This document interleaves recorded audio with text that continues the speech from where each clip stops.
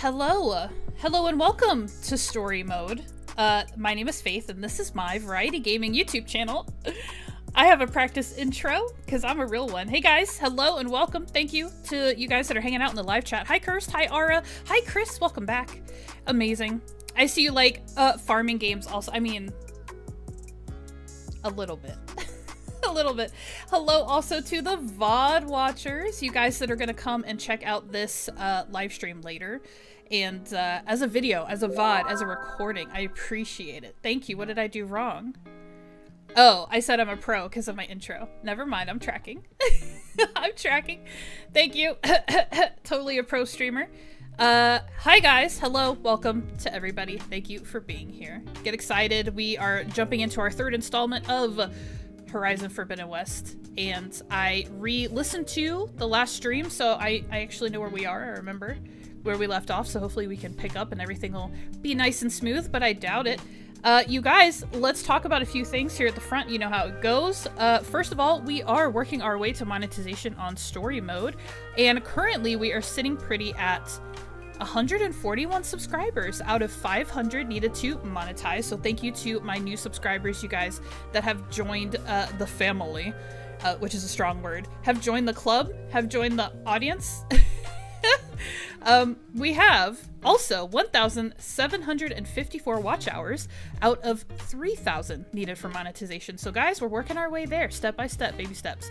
So thank you to everybody who's watching the content, who's watching the VODs, who's watching maybe some old content just to help rack up those watch hours. I appreciate you guys so much. The squad? The story squad? Oh no. Oh no. Have we coined a group name? We coined a group name. So yes, get excited because we will be monetized sometime soon. It's gonna be great. And when we do, I'll be able to offer memberships and there'll be lots of fun perks for anybody who signs up for a membership. So that is our progress as we stand. Another thing I want to tell you guys about real quick is the Throne wish list. You guys, I do have a link to Throne and I did it. I finally did it. I finally cut it all the way down to the PlayStation 5. Because my whole priority right now is to play Scars of Cosmora when it comes out. Sorry, Kena, Scars of Cosmora. My plan is to play it on the 5. We haven't played Bridge of Spirits together yet. We just had one little fun episode that I did for my birthday. But I haven't played through it yet, so I'm not ready to bring it to the channel. Also, we just kicked off Forbidden West, so we're going to be in Forbidden West for a while. But we're going to play Bridge of Spirits, and then after that, I would love to transition into the sequel, Kena, Scars of Cosmora, and I would love to be playing that on a PlayStation 5. So everything else has been taken off the Throne wish list. If anybody ever gets the itch, the inclination, never any pressure, you want to contribute to the channel and you can't super chat me and we don't have memberships yet and like all that stuff, you guys can click on that Throne wish list link that will take you to a page where you can contribute anywhere from $5 to the full purchase price, please don't do that, of a PlayStation 5. So if you just want to contribute, the 5 is crowdfunded. Oh, thank you. Thank you, anonymous contributor. I'm sorry, $50? 50? That is so, wow, anonymous. I always have my suspicions, but like, that's I don't know. Well, thank you. That goes right to my cold little dark heart. Thank you so much. That's fulfilling future dreams. You guys are investing in your own entertainment. I'm gonna bring more games to the channel. And of course, the future of gaming is on the newer consoles. So we have the Switch too. It's just a matter of getting a Switch 5 that we can stream from. Oh my gosh, thank you so much. And Curse contributed 25. Oh my gosh, you guys stop. Bit by bit sent via thethrone.com. Thank you, Curse. Oh, I appreciate it. You guys are spoiling me. Oh my gosh. I gotta like, I'm sweating.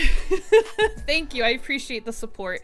And I'm so excited to continue to share content with you guys. Oh, thank you. Anyways, the Throne wish list is always there. That link is always active, live, not live, whatever. That's all I'm promoting as far as myself and my own channel, my own content. Kathleen, welcome in, by the way. Yeah, that's a lot. That's a lot. And then there was already like 35 on there. So here, we'll do a quick update. I'm shook. Oh my gosh, you guys, $87.94 has been raised. So 13% funded for the item that I have up there. Now, what's really interesting is that anyways, we won't get into that. But anyways, that's a lot of money, you guys. Thank you so much. That's almost $100. That's insane. Thank you, thank you, thank you. I am shooketh. Yes, indeed. Yeah, that's a lot. It's 87. Yeah, it might be 125 in Aussie dollars. Yeah. Kathleen, if I didn't say hello and welcome. Anonymous M. Aura. Aura's clearing her throat significantly. Yeah, I had done 50 on the first day or the birthday, and it dropped another 50, and I did 75. Oh my gosh, you guys. It's over in real dollars. You guys, thank you. That is so generous. Yeah, it's like, it's that much more in your currency. So thank you so much. That's so sweet and so generous. I'm so excited. Amazing. Okay, so real quick, I do want to shout out something else that's going on this weekend, guys. I don't know if you heard, and I'm kind of sad Thunderstriking hasn't popped in yet, because you guys, this weekend on Steam, there is a weekend deal where they are promoting the Return to Moria game. And if I understand correctly from what the team has told me, Thunder, welcome. Wow, I summoned Thunder. Thank you. Curse, can we get the Steam command in there as well? But yeah, there's a weekend deal, and I'm pretty sure that on the Steam homepage, they are featuring Return to Moria for this massive sale. My person that I don't even know if I'm allowed to share their usernames or anything, but like the person that's my contact with the promoter team was saying that this is one of the biggest sales that they do of the year. So here's a couple of stats here on the bottom for you. The base game is 55% off, the Durin's Folk campaign expansion is 34% off, and all DLC packs are 40% off.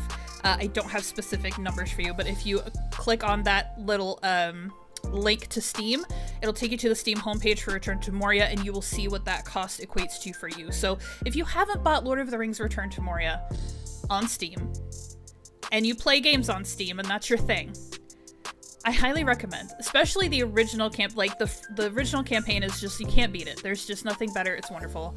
And the game will only continue to improve, and I'm sure only continue to expand in the future. So it's definitely worth the investment. Grab it while it's on sale. So I just want to promote the game and put that out there because that's happening. So that's a thing. And is that it? No, it's absolutely not it, because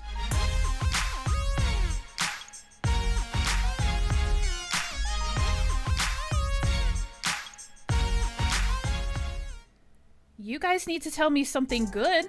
Let me know something good that's going on with you. I'm gonna catch up with chat just a little bit. You guys are amazing and just having a good old time in chat. I'm trying to keep up with you. It's not my gift. It's not my gift. Thunder, yeah, I summon the thunder. Literally. Show the dwarves and you shall summon the thunder. I'll have to get all the DLC packs. They're all worth it, Kathleen. They're all worth it. The timing, I know. I know. Steam! There it is. Thank you, Cursed. Thank you. Cursed, you'll get it. Even better, just wishlist it on Steam and then you'll get a notification when it's on sale. That's so smart. That's such good insight. Collection complete. 9 of 9 items from this collection are already in your library. Sad, I can't buy anymore. Oh, you just spent too much money anyway. I'm off this upcoming week, all 5 days, Monday to Friday. Kathleen, you know what that means. You know what that means. Curse says it's a 4-day weekend for me, and I have delicious crumpets and tea. Crumpets for breakfast, and tried a new tea, biscuit tea. It is yummy. I'm so happy for you. Good food, good cozy food, good breakfast food. Ugh, so good.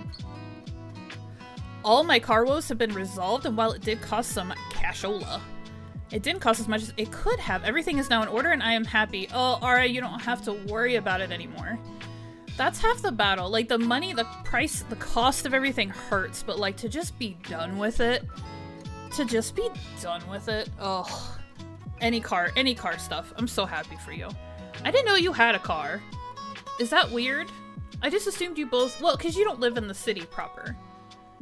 When I think of both of you, I think of both of you in Melbourne, which isn't accurate anyways, but the city girls who just, you know, use public transit. I didn't even know you had a car. But I'm so happy for you. That's such a good thing. I kind of own RTM in the DLC 5 times over. Is that good? Well, you're supporting the developers, which I think is good. Which I'm sad that with all of the updates and everything have kind of happened, and then they went on break and stuff. We haven't had a Forge talk in a hot minute, and I would just love to hear like how the team is doing and maybe what they're up to. But I guess they don't want to do it unless they have stuff to really talk about, like something's upcoming or whatnot. But yeah, I kind of miss the Forge talks. It would be nice. Chris, you have cherry blossoms on your car? That's amazing. I love cherry blossoms. Shows how much you love it, Thunder. Yeah. Cars suck, horses are the way. Honestly, I don't know if a car or a horse is more expensive in this day and age. Oh, the not fun part of my weekend is that the F1 Grand Prix in Melbourne, noisy car. Oh my gosh, the Grand Prix is in Melbourne? That's insane. That's insane. I'm sorry that it's wrecking your peace. That's kind of cool though. That's kind of cool though. But I'm sorry if that's not your, if you don't like it.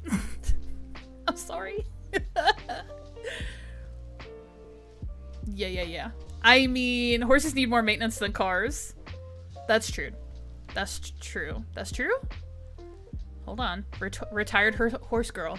I guess when you have to pay for housing if you don't have your own property, and then if you do have your own property. Yeah. Horses require more maintenance, yeah. Overall. Yeah, you're right. Yes, dude, it's like 5 kilometers from my house. It sucks you have to be rich to live simple. We frequently drive on the road it's held on. Oh gosh, cursed. Okay. Yeah, that's frustrating. That's frustrating. I'm sorry. What's good for me? I need to give you guys something good. I also have a long weekend. It's only a 3-day weekend. So I'm a loser, I guess, because everyone else has like 4 days or the whole week off. But I have a 3-day weekend. I'm off on Monday, which is actually kind of even nicer because our time change is happening this weekend. So daylight savings time is either starting or in spring forward. So is it starting? I don't know. Daylight savings time is changing on Sunday.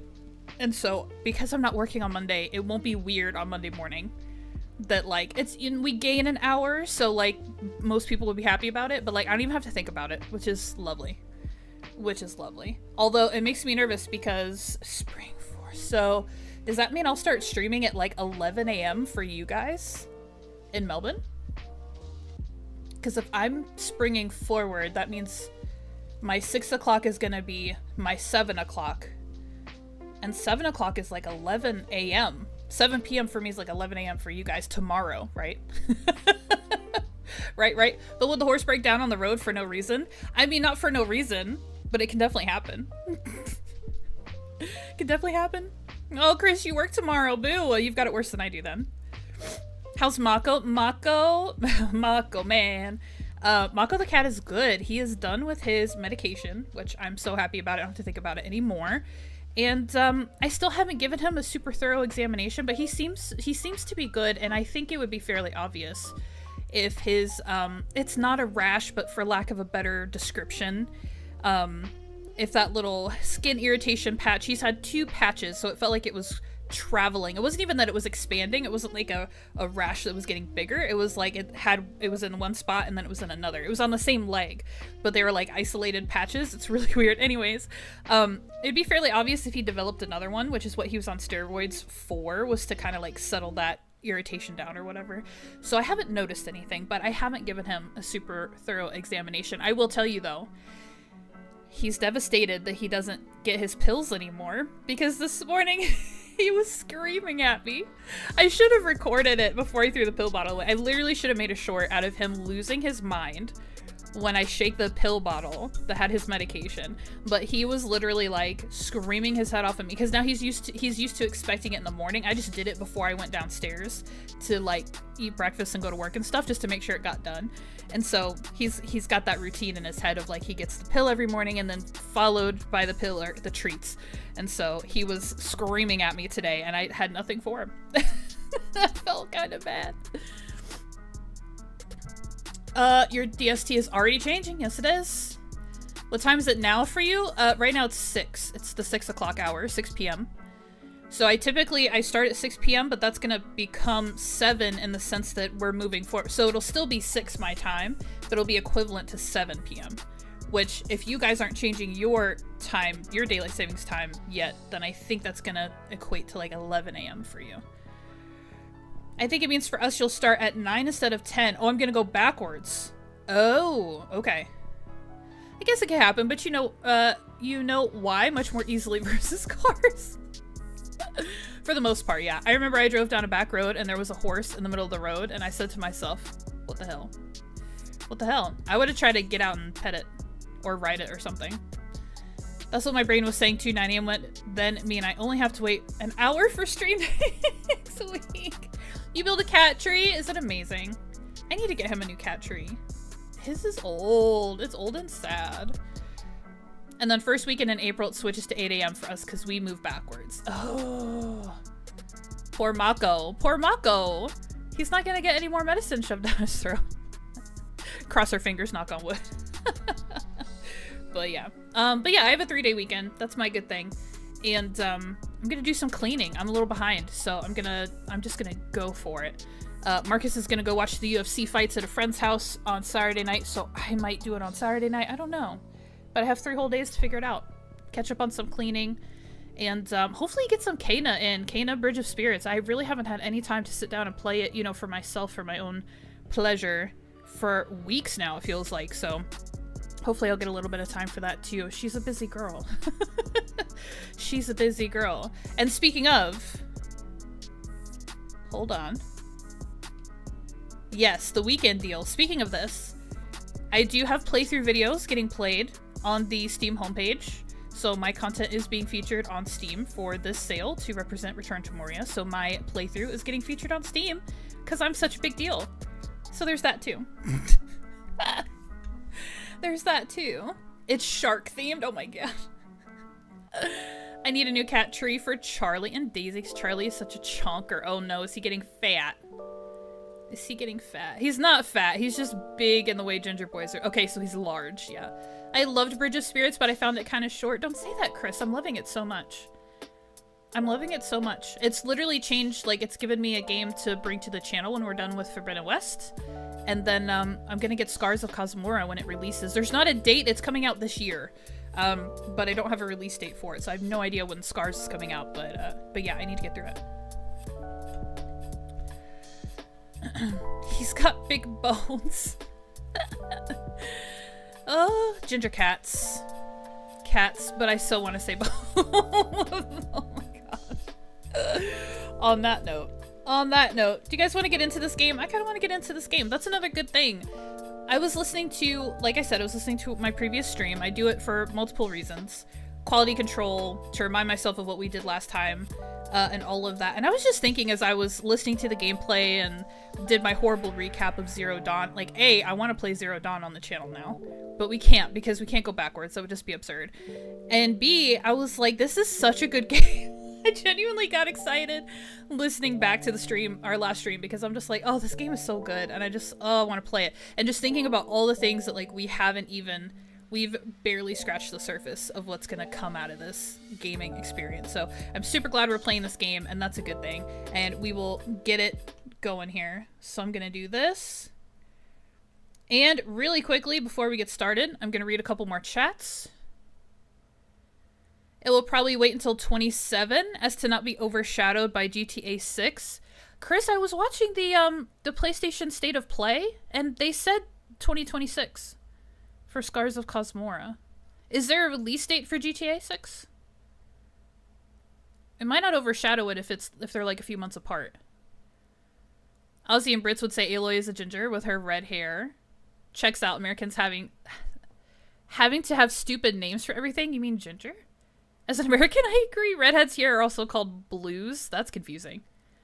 You'll have to ask Faith what her favorite Aussie name is for a thing. Oh no.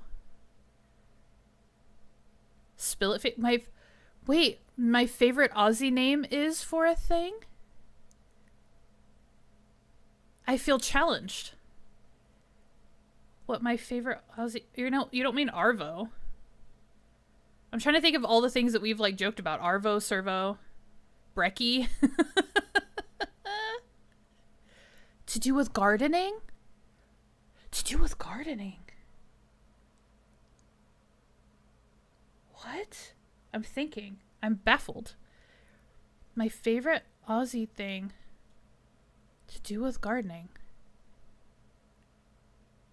Oh no. Oh, what you call the weed whacker? Oh gosh, I don't remember. Hold on, don't tell me. I'm gonna think about it. I'm gonna think about it. I remember this now that you said weed whacker. Oh, the WH. Yes, R has it. No, don't give it to me.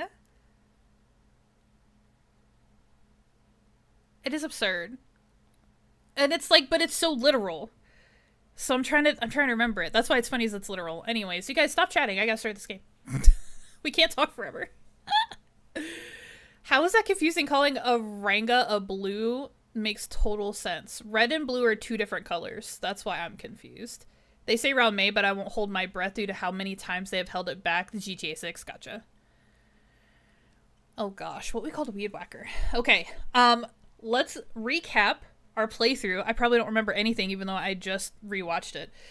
Game recap time. You guys, this is episode 3, so we have gotten a little bit of progress in. So let me sum up and also let me like condense it more and more as we go forward, because I can't recap from the very beginning forever.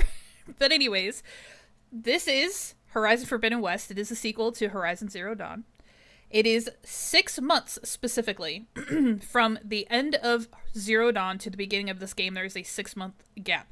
During that 6 months, Aloy has been completely AWOL from the rest of the group. So anyways, we kick off this game with Aloy desperately searching for a backup of Gaia. We've been introduced to Zero Dawn, which then is Gaia, and her 9 subordinate functions, which make up the terraforming system that re-established a inhabitable Earth and continues to maintain said inhabitable Earth. So there's a whole backstory. I'm not getting into it. You guys know what's going on. So anyways, we started the game looking for a Gaia backup because the system is malfunctioning and there are a bunch of natural disasters basically happening in the world because the terraforming system is malfunctioning. So it's not maintaining the Earth and its balance the way it needs to. So we have a blight, which is like a land disease. It's like a poison that's like ruining crops and killing animals and just kind of consuming a lot of like natural environments. We have a lot of storms cropping up in different areas, like severe storms.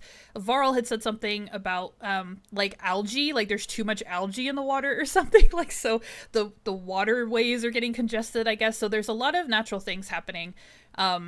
That nature is taking a hit because the terraforming system is out of whack. So Aloy is desperately searching for a backup of the Gaia terraforming system so that we can basically reboot the system and it will function the way that it was meant to function originally. There's a bunch of backstory as to why it's malfunctioning. We're not going to talk about that. So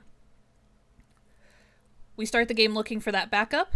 Aloy says, hey, this location that we're at, which happens to be the Far Zenith facility, which is a space colonization program that was launched by the rich and powerful of the world before the end of the world, that then Zero Dawn had to come back and recreate the world that was lost. So we went to the Far Zenith facility, got a little bit of information there. However, we didn't get a backup of Gaia, which was the whole reason we went there.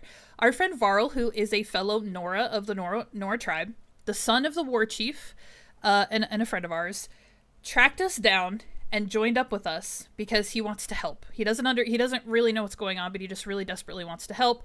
Aloy, our main character, has basically... It's a stretch to say that she has saved everyone the way they make it sound like she did it by herself, but everyone owes her a great debt because without her, they potentially would not have won the events of the original game. So anyways, Varl feels like he owes a debt to her for everything she did for the tribe and all that stuff. So anyway, Varl catches up with her.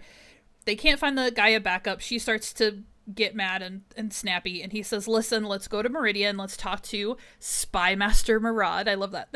I want to be called Spy Master. Can we make that happen?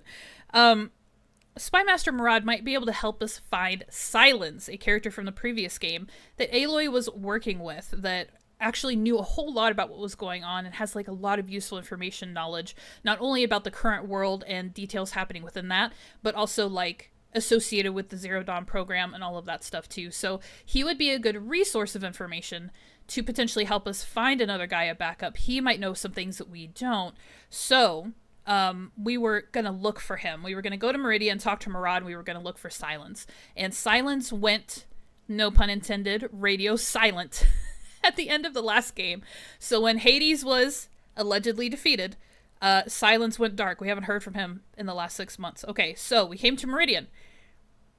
to talk to Avad, to engage in a search for Silence, to try and find another Gaia backup. That's the whole thing we're trying to do right now. Okay, so when we got to Meridian, Murad told us, hey, weird stuff's happening at the location where we defeated Hades. Aloy investigates. Come to find out, Silence, the very guy we're trying to find to get help from, actually set up this whole elaborate ruse where he had provided us a weapon to destroy Hades with. Turns out that weapon was calibrated to actually release the entity rather than destroy it. So we released Hades from the sphere that he was kind of, he wasn't trapped, it was more like where the computer program kind of existed inside of this metal orb thing. But basically, Hades gets reduced to kind of like a signal of information and gets released from the sphere that he was in. So come to find out, Silence tricked us. And his spear that he gave us to use to defeat the enemy actually released to the enemy, and then Silence went and found it and collected it. So Silence has teamed up with Hades yet again. And when we got to the top of the spire to investigate what Murad was telling us was going on, we had a lovely little hologram recording of Silence telling us how dumb we are, and how ridiculous we are, and how we need his help more than anything else to actually succeed in getting a Gaia backup. So we had a really fun, sassy cutscene with Silence telling Aloy she should have figured it out sooner. The whole trickery, all the stuff about him giving us the lance and what it actually did. But he basically was like, you need, again, just like the first game, you need the information that I have. You're looking for a backup. You're not going to find it here.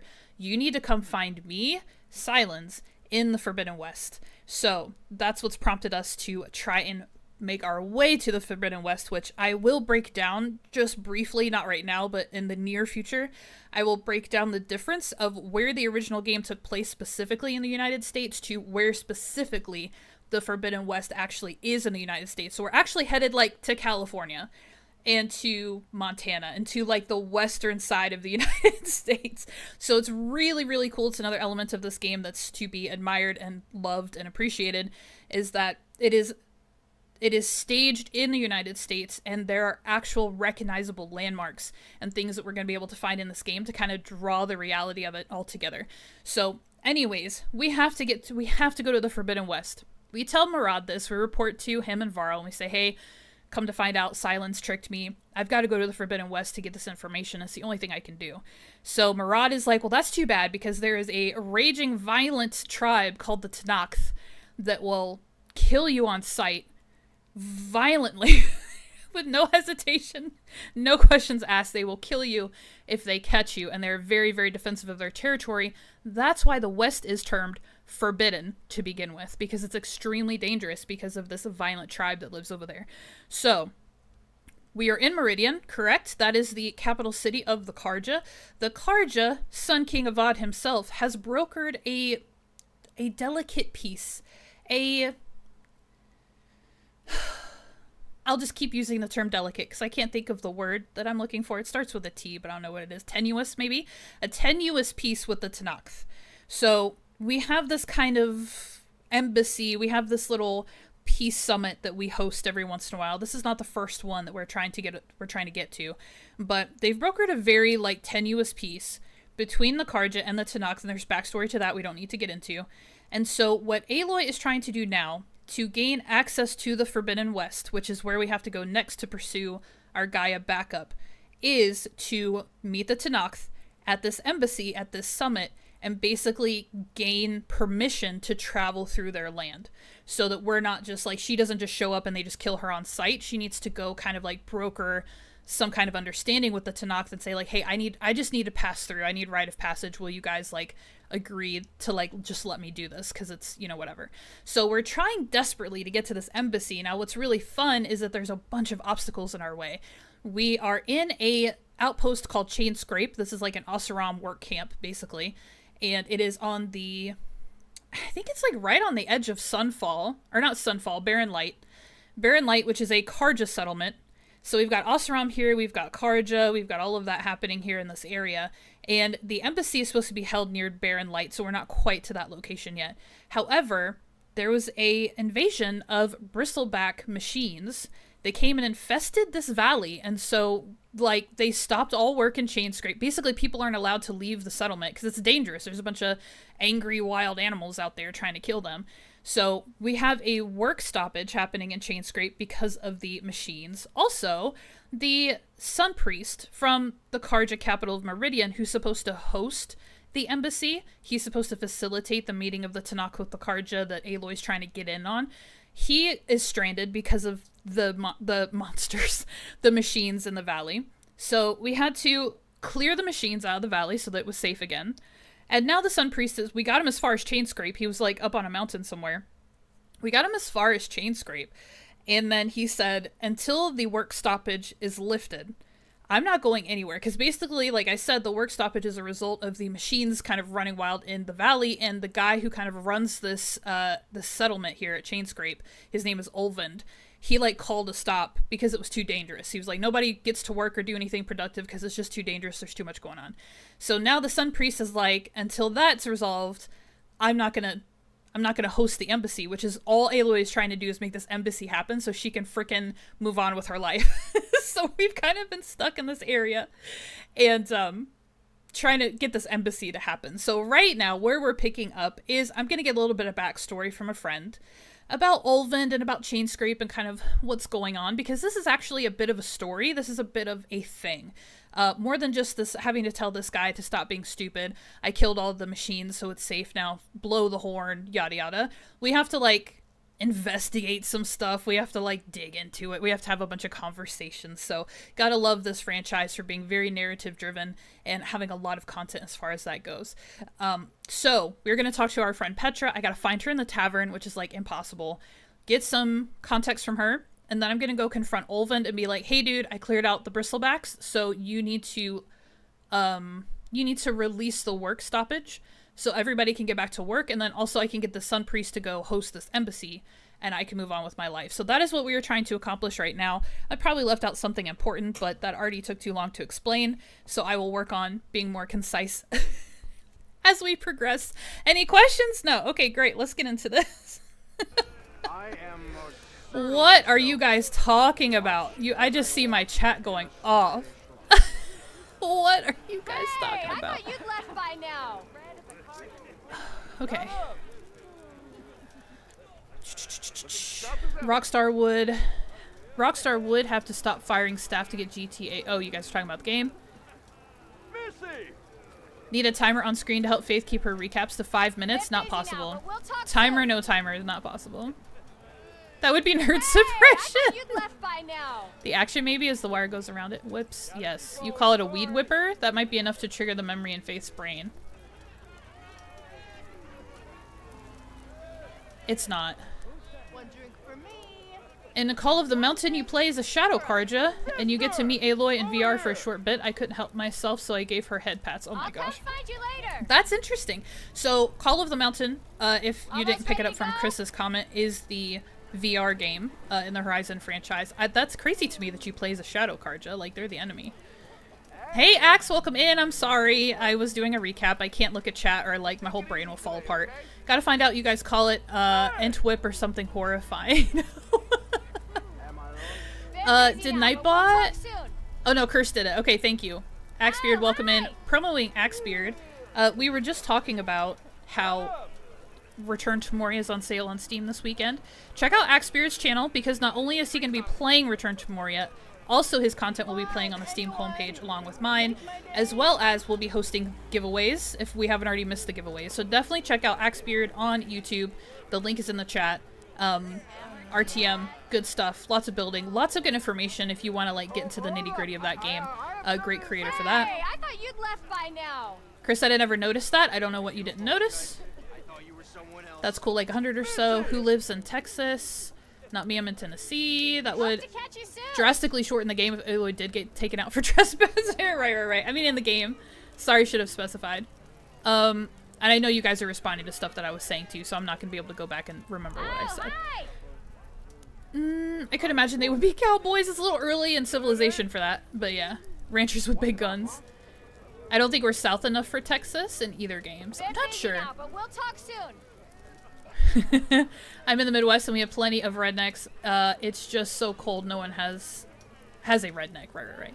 We can verify if there's an NPC doing something very stupid and illogically it somehow works. Yeah. I appreciate the recap. Good. Yes, thank you, Faith. I was still listening. Love the recaps. You guys are the best. Curse, I shall tell you. Looks like you're gonna have to. Yeah. We'll be giving away 2 to 3 keys tonight. Okay, so go check out Axe if you want to get free keys for RTM content. The US terrain comment. Yes, of course. Okay. You guys are talking about all the stuff. Also, all the people in Chainscrape are doing all of the talking. Okay, so here we are. Hello. You guys need to hush. Weed Whacker and Aussie is whippersnipper. Okay, yeah. I wasn't gonna get it. I'm sorry. Maybe it's not my favorite Aussie term. Maybe it was misjudged. Alright, I want to find our girl Petra. She's real plucky, but she has good information. Again, I want some context. My map is telling me I gotta quit listening to my map. Okay, so she's not over here. Chris said she was in a side room. This tavern is dark and confusing as heck.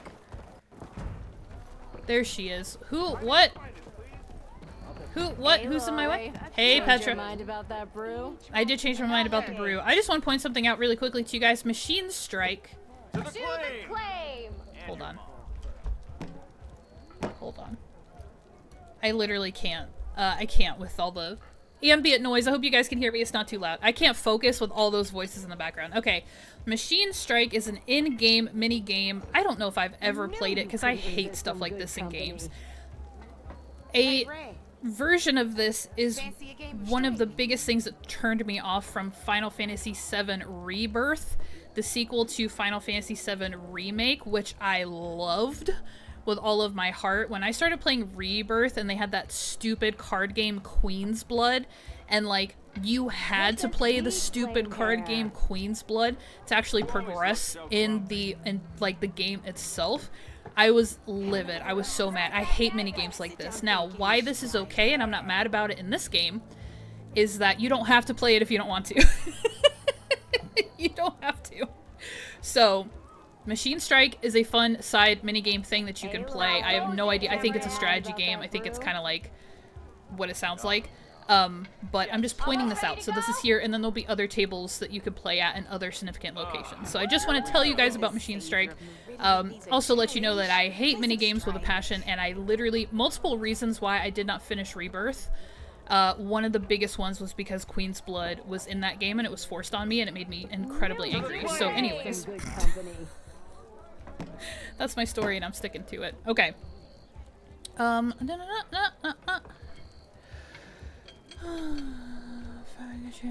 Overstimulating. Yeah. Didn't The Witcher have a card game? I have no idea, Chris. I didn't play it. Ara says yes. They're mostly Oseram, so I mean it makes sense. I love minigames in games. I want everything to be a minigame. They turned Gwent into an actual card game. That's exciting. I'm happy for you. Not my thing. Okay, wow. Let's not stand on the table. I need to talk to Petra. Here's the thing. I'm a pro streamer, you guys. Alright, let's talk to this girl. I need to ask her what's going on around here. Come for that beer after all, eh? Here, sit down. Get a pint in her hand. Wasn't expecting you to swing by. Since when do I do what's expected? Ha! There's that spark. Fire and spit. Settle down, Petra. Jeez. Fire and spit. I think she just drinks coffee. I don't think she drinks beer. Because she'd be way more mellow. That's a blast from the bellows. Won't fix the forge, but at least I can forget about my troubles for a while. Like what? Take your pick. We got bodies to bury from the bristlebacks, the work stoppage, Ulvund grating the gears about his concession decree. Hey! Weapons off the table!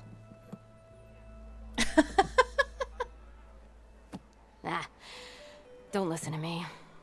Nothing a cold brew and knocking some heads together can't fix eventually.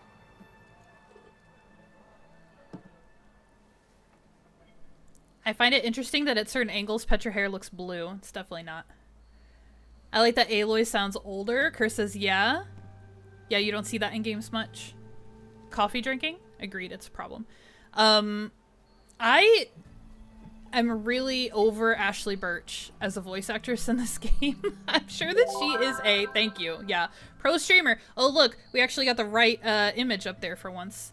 It actually worked, I fixed it, thank you.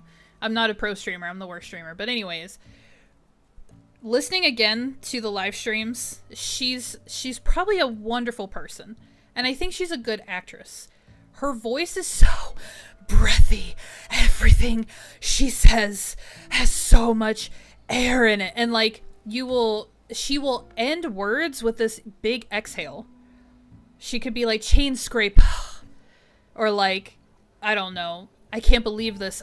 Like there's these big, she's so breathy. And then the character herself, like Aloy, she whispers so much.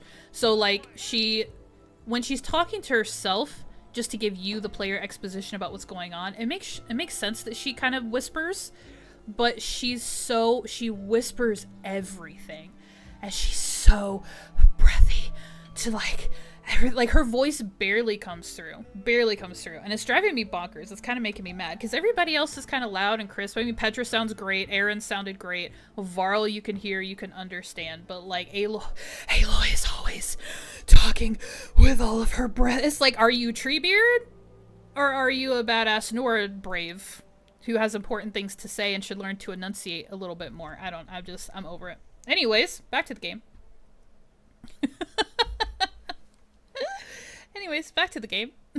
I love when Faith goes on a rant.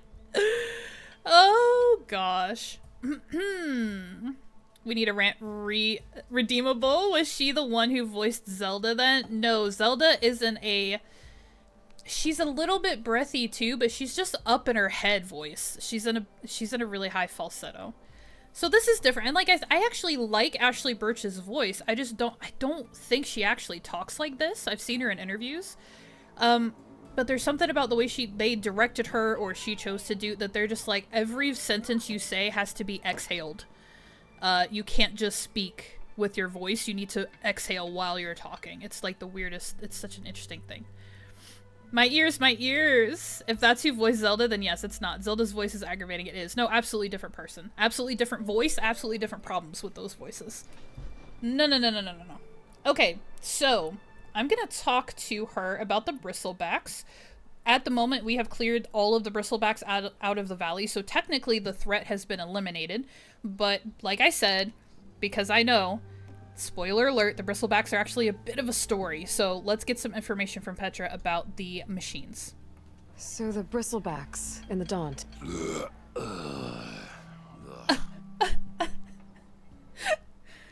Where did they come from? That's the thing. No one rightly knows. They just showed up one day, rampaging around the valley like they exploded out of a forge. Lost some good people. But bless the bellows, you cleared them out. Now Ulvund can't crank it to his advantage. He'll drag his feet on getting this place running again. But sooner or later, he'll have to blow that whistle. But how could bristlebacks in the Daunt help Ulvund? 2 words. Concession decree. Since no one knows where the bristlebacks came from, Ulvund has taken to blaming the Karja for him. Ooh. He's hoping to dig up enough old resentments to get a strike going until the concession's signed. This is just his latest attempt. He's been trying to rile up the workers since the day he rolled into town. And people actually believe him? Lots of folks suffered at the hands of the Mad King during the Red Raids. Give him half a reason, they'll blame the Karja for anything. Damn Karja slavers. Case in point. Okay, Navi's voice is aggravating. I can see it being aggravating. I kind of like it. Hey, listen. Hey. No, Zelda is British and very high up in her female first register, and she is very bland and has no enunciation. Everything is just in one pitch. I'm Zelda. Like, completely different from Ashley's, like, oh, all the time. Anyways, I don't know if you guys are paying attention, but I want you to, so I'm going to force it on you. Okay, the bristlebacks, we don't know where they came from. They came out of nowhere. We've heard from a couple of people already that bristlebacks do not hang out in the Daunt. Like, they're not from here. So, weird. Okay, it's weird. And now Petra is saying we don't know where the bristlebacks came from. It's a mystery, but Ulvund, the guy who's kind of running Chainscrape right now, said that he's taking advantage of it to enforce the work stoppage, because he's trying to achieve something called a concession decree, which we haven't established what that means yet. So he's basically has an ulterior motive, and he's using the bristleback invasion as a opportunity to make people unhappy and unsettled, and blame it on the Karja. So he's trying to blame the Karja for releasing the bristlebacks into the area. And like Petra was saying, and we've already talked about the Red Raids a lot, and they're going to continue to get referenced. The Mad Sun King, Avad's father, who is now dead, stole people from other tribes, kidnapped them during things called the Red Raids. And these people that were captured from the Asuram or the Nora or the Banuk, they were sacrificed to the Sun God by the Mad King. So this is over. This is done with. Avad, who's currently the Sun King of the Karja, has put a stop to it, and he's trying to make things right with everybody. But this is a atrocity that sits really on the skin of everybody. Kind of, it happened too recently, so everybody's still really upset about it. So Ulvund, for whatever his ulterior motive, this concession decree, I have no idea what it is yet. He's trying to stir up discontent against the Karja, which I believe that Chainscrape, where we are now, is very close to Barren Light, the Karja settlement I was telling you guys about, where the embassy is supposed to happen. So this is all kind of interconnected. So where the bristlebacks came from, super big mystery. Ulvund is trying to pass a concessions decree. We don't know what that is yet. And he's trying to stir up animosity towards the Karja for his own ends. So that's that. Let's talk about him. So about Ulvund. Around here, everything's about Ulvund. How'd he end up in charge?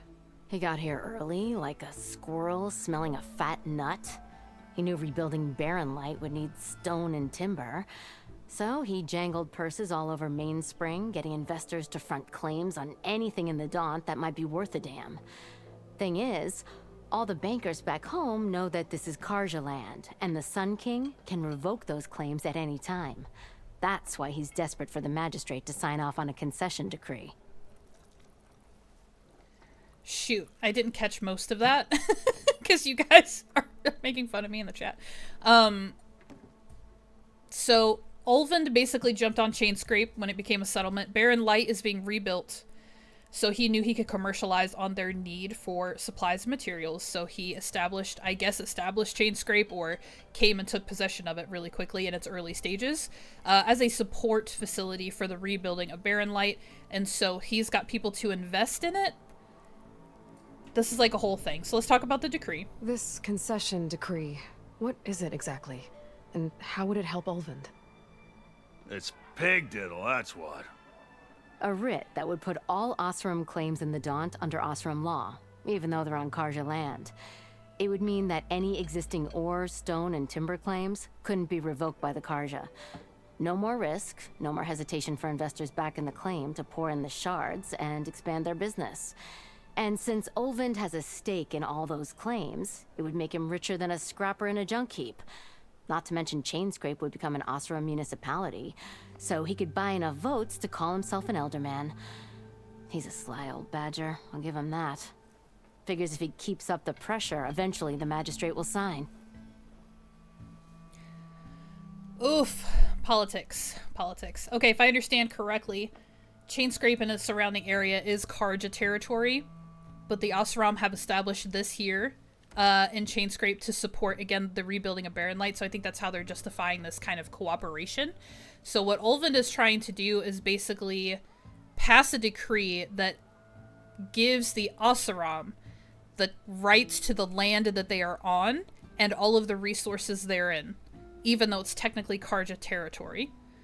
So I guess for him to stir up animosity towards the Karja would get the Oseram all on board with his plan to be like, let's take their property, let's take their land from them in whatever weird political twisted system way that we can do that.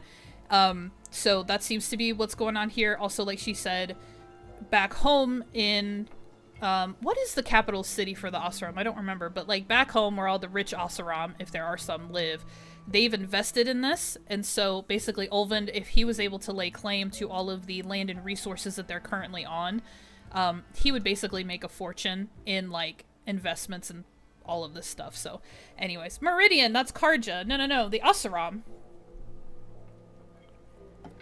The Oseram capital, main place. Because they say the Daunt all the time, but that's just the area. I can't remember where the Oseram are like what their capital is. But anyways, so that may or may not track. I'm not going to fight for it too much. I don't, yeah, I know it, but I can't think of it. Okay, no worries. What brought you here? I really don't care. Okay, so that's what's going on. Yeah. Whether you get I it have or to you be don't. going. Thanks for I the don't get drink, it. Petra. I'm glad I stopped by. Anytime, Flame Hair. I don't quite get it, but I kind of get it. So this is a deeper well than just calling a work stoppage because there's danger. Ulvund is basically trying to manipulate events and people and stuff to his own ends. Where's this guy at? Cursed? I need to talk to him. I guess he's down there with Ulvund. Okay, let's go talk to Ulvund. How do I get out of here? Let me out!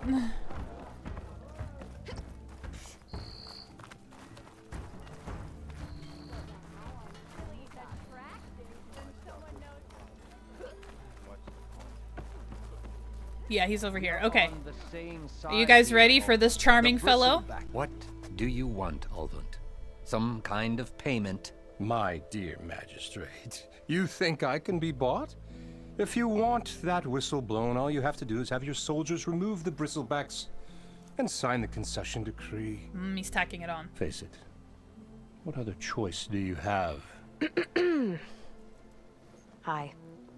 Savior, what auspicious timing. Hi. Might we discuss a matter of importance to the Sundom? We might. Later. Very well. I shall be waiting. So, the savior herself. Walloper of Derval, gutter of youth. Maybe. I've heard many tales of your beauty and heroics, my fierce lady warrior. Ulvund Freeholder, at your service. So, what could have dragged you away from the fine silks and wine of Meridian to this smudge of a settlement? He is laying it on thick. Your saviorly attention must be needed elsewhere. I'm here for the embassy and... The embassy? Why, by the forge. Ah. Greater gears for greater matters. Guess that means you'll be moving on.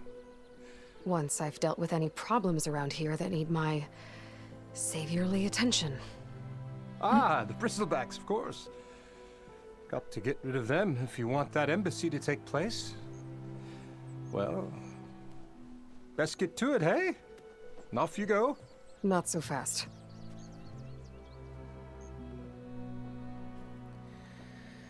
You and the Karja work stoppage.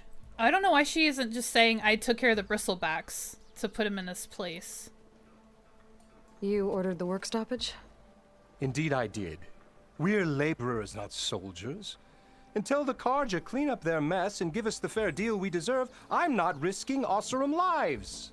Fair deal? You mean your concession decree? It's not my decree. It's on behalf of all the good Osseram laborers of this land who do all the back-breaking work, while only the Karja reap the rewards. All we're asking for is the ability to share in this prosperity for a land worked by the people, for the people. Right. And just how much would be your share? Only an amount appropriate to my contributions to this community, of course. Oh my gosh. You don't seem to have a high opinion of the magistrate? Well, I refuse to play nice to some fancy-robed parchment pusher when my fellow laborers are being bullied, intimidated, and taken advantage of. How noble of you. Noble, ha!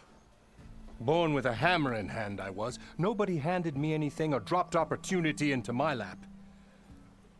Everything I've achieved, I've done on my own. And where is this hammer now? The, burden of leadership forced me to set it aside. The Karja risk nothing, while demanding that good Osseram gamble with their lives out there. Someone had to step up and say no more. Did they demand it? I don't feel like anyone demanded you guys do anything. He's definitely having a private conversation. I know he's trying to rouse him up. Such a humble dude. I love her call out though. He's like, I was born with a hammer and like I'm a hard worker or whatever. She's like, where's all that hard work now? And he's like, If Chainscrape is on Karja land, shouldn't a Karja be in charge? Who appointed you? The sensibilities of good Osseram folk, of course. You think a Karja can head this whole venture? Ah! The magistrate can barely make the trek from Barren Light without losing a few screws. So you have no real authority then?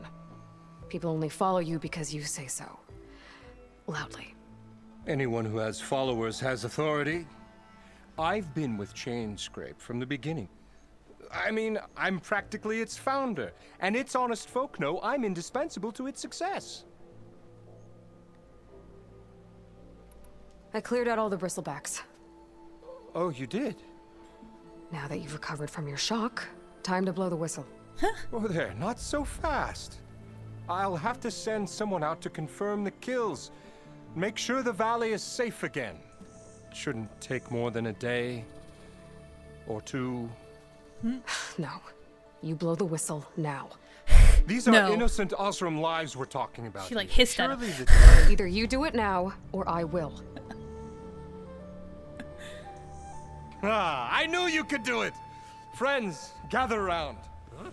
The savior of Meridian has done it again. The bristlebacks are defeated. You, What? sound the whistle. Chainscrape is open for business. Yay. And Ulvund has agreed to personally pay every worker their lost wages. Yeah!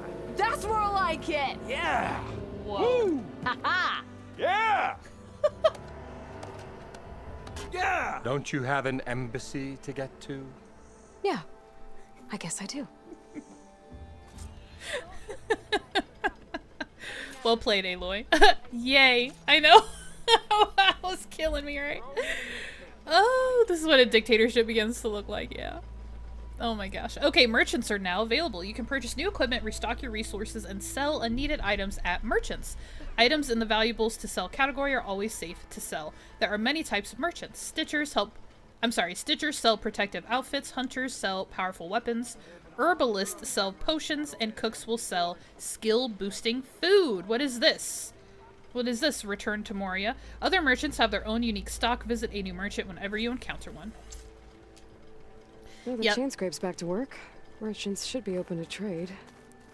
They I were should not see if they have excited to anything get back to useful work. before I send Wadis off to Barren Light. Better see what that Karja magistrate wanted. Oh, yeah. Bet he's in the tavern. Oh, yeah. We gotta talk to him. It's a whole thing. You say it, the more wrong it sounds. I want to see if there are any good outfits. Okay, hold on. Let me look at my icons. Best singing There's like 8 billion icons on my screen. They should tell me where merchants are. That is one great thing about Forbidden West. I love how they categorize your resource pouch for the stuff you can sell. Yeah, it's very nice. Don't they have stashes in this game as well, which they didn't have in the first one? So you can still store your overflow, even if you can't fit it in your Shop just opened up, and I've got a backlog of orders. your on-person inventory. Anyone see where I put my Hey! thing? What do you got? Yup. Alright, outfits. The Oseram Explorer. Explorer? I don't know why I got an accent right there. Nora Huntress. Nora Legacy. Why is it dark? I can't see any. Why is she in a shadow? What are you guys doing? I can't see any of this. It's so dark. Okay, anyways. I don't think I want any of these. I want to save my resources for better stuff. This is some of the first stuff you come across. Obviously, this is the first major hub of like merchants that we have in the game. So, no, I don't think. I will point out though, so as you obviously looking at different outfits, you've got your stats in here. So this would add the skill of critical strike plus and power attack plus. We also have to, there's so much in these menus. We got to look at the official menu too. We haven't done that yet. Okay. I can also sell here. And I have a few things, but I'm going to go. Oh, hi. You guys are so loud. Yeah. What about weapons? Hey. Brought out only the good stuff for you, Red. Seeing as you got that whistle blowing. You're welcome. Hey, I've been waiting to get my lucky hammer fixed for days. You haven't done anything useful like getting rid of any bristlebacks, though, have you? Take Dang. your time. I promise you won't be disappointed. Dang. Dora the Explorer. That's how I ended up with like 1,000 sticks the first time I played. TBH Frontiers of Pandora might be fun for the channel, maybe. I watched that trailer a couple of times, and I just wasn't sure. But I'm not against the idea. I'm not against the idea. I need to like watch some gameplay. I need to see what it's actually about. That's a good suggestion. And thank you, Chris, because I ask for game suggestions all the time and I never get any, so I appreciate that. Alright, so we have a Fire Hunter bow. We have a Warrior bow. And we have a Sharp Shot. Ooh, do I want a Sharp Shot? What, Cursed? What? I speak the truth, that's all. That's all. I'm just telling the truth. Okay. Do I want a Sharp Shot? Do I want a Sharp Shot? Oh, I need a Charger Circulator, which I don't have. Okay, that's fine. Tools, a fast travel pack. I absolutely want to buy these whenever I see them because we need these to fast travel, obviously. And, isn't there supposed to be... Where's the free one? Is there a resource box in this game or no? It's starting to be a prerequisite for me. Can you pick up all the random crap in every house? You've been around us Aussies too much, poking fun at the ones you love. I'm just taking the piss, as it were. Just taking the piss. Skyrim was the game to do that. No freebies this game. Boo! Okay, well thank you for telling me. Isn't there like a golden travel pack or something though in this game where like if you buy one, you have it, you can do it forever? Isn't that a thing? Okay, so I'm gonna buy metal shards. Okay, so it costs 25 and I have 755 because I'm a good girl and I harvest every machine that I kill and I get a lot of metal shards doing that. So I'm gonna buy 5 for now. 5 fast travel packs. Nope. And Zero Dawn, yes, but you don't need it in this one. Yes, I'm currently raiding the Jarl of Whiterun blind. Well, I have no idea what that is, but that sounds fantastic. Good job. You're saying not to? But you said there aren't any free ones. So why can't I buy it? Yes, I'm currently raiding the... Oh, I read that. The bucket over the head was fun. What? What? Okay, how much blaze do I have? Oh, I have a lot of blaze. Because you don't need to? Where do I get them? If we don't have free... I just asked you if we had the free boxes. You said there's no freebies. What do you mean? I'm still confused. I'm stealing all the books and even the silverware. You get the free fast travel from every bonfire.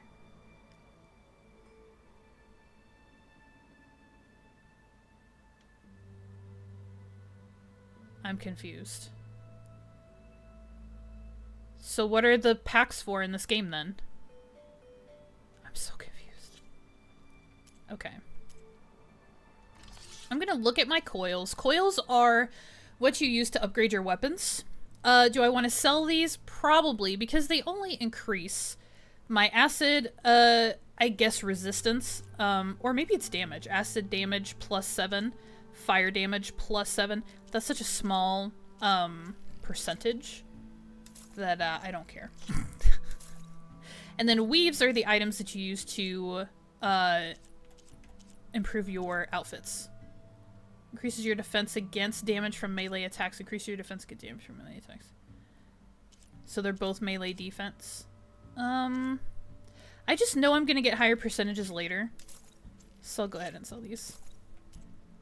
Okay, so we can buy potions, traps, a mount call. Calls an overridden mount to your location. I feel like I have that automatically, don't I? They really have no purpose, in my opinion.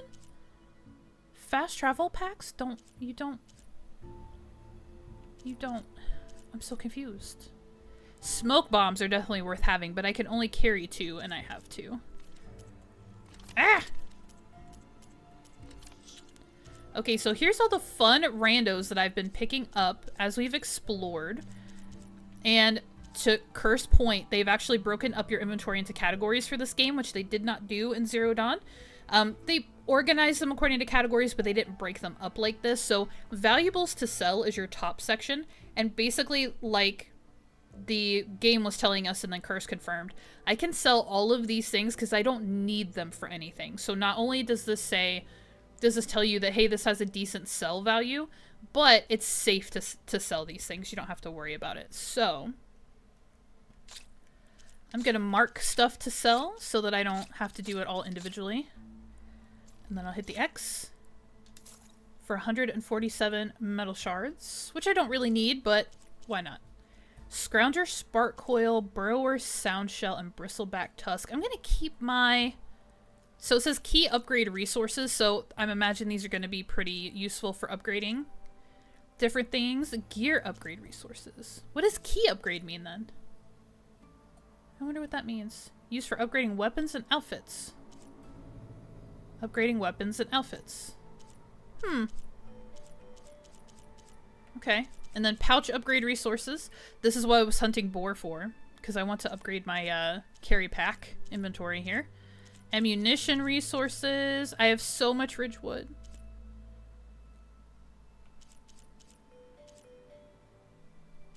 Okay, I'm pretty full on these things. Okay. Okay, so... Come back anytime. Thank you for Now letting get this me fixed. cut line. I can fix your tools. Afraid there's no fixing you. Ooh, burn. Was that necessary? So no outfits, no weapons. It's very early in the game. I don't want to spend my resources on stuff just yet, but it's always worth taking a look. I'm supposed to find Wadis, but I'm also supposed to talk to my guy in the tavern. I feel like Horizon missed a great opportunity when they didn't include crafting and only have upgrading. I'm grateful. I think there's way too much already happening in the game. I would not want to craft in this game. I can appreciate it if that's an element that you really like to have, but for me personally, I think there's plenty going on. I wouldn't want to craft stuff. You do craft a little. Like, I had to make the polecaster. Okay, alright. Let's talk to this jerk. You heard the whistle. Time to go. But I was supposed to have 3 escorts. I'm off to Baron Light Wadis. Like Aloy said, Captain's orders. You can stay here. Abandoned to the riffraff? I think not. Guess you're coming with me then. See you there, Aloy. Jorah. What a good dude. Go on, shoo.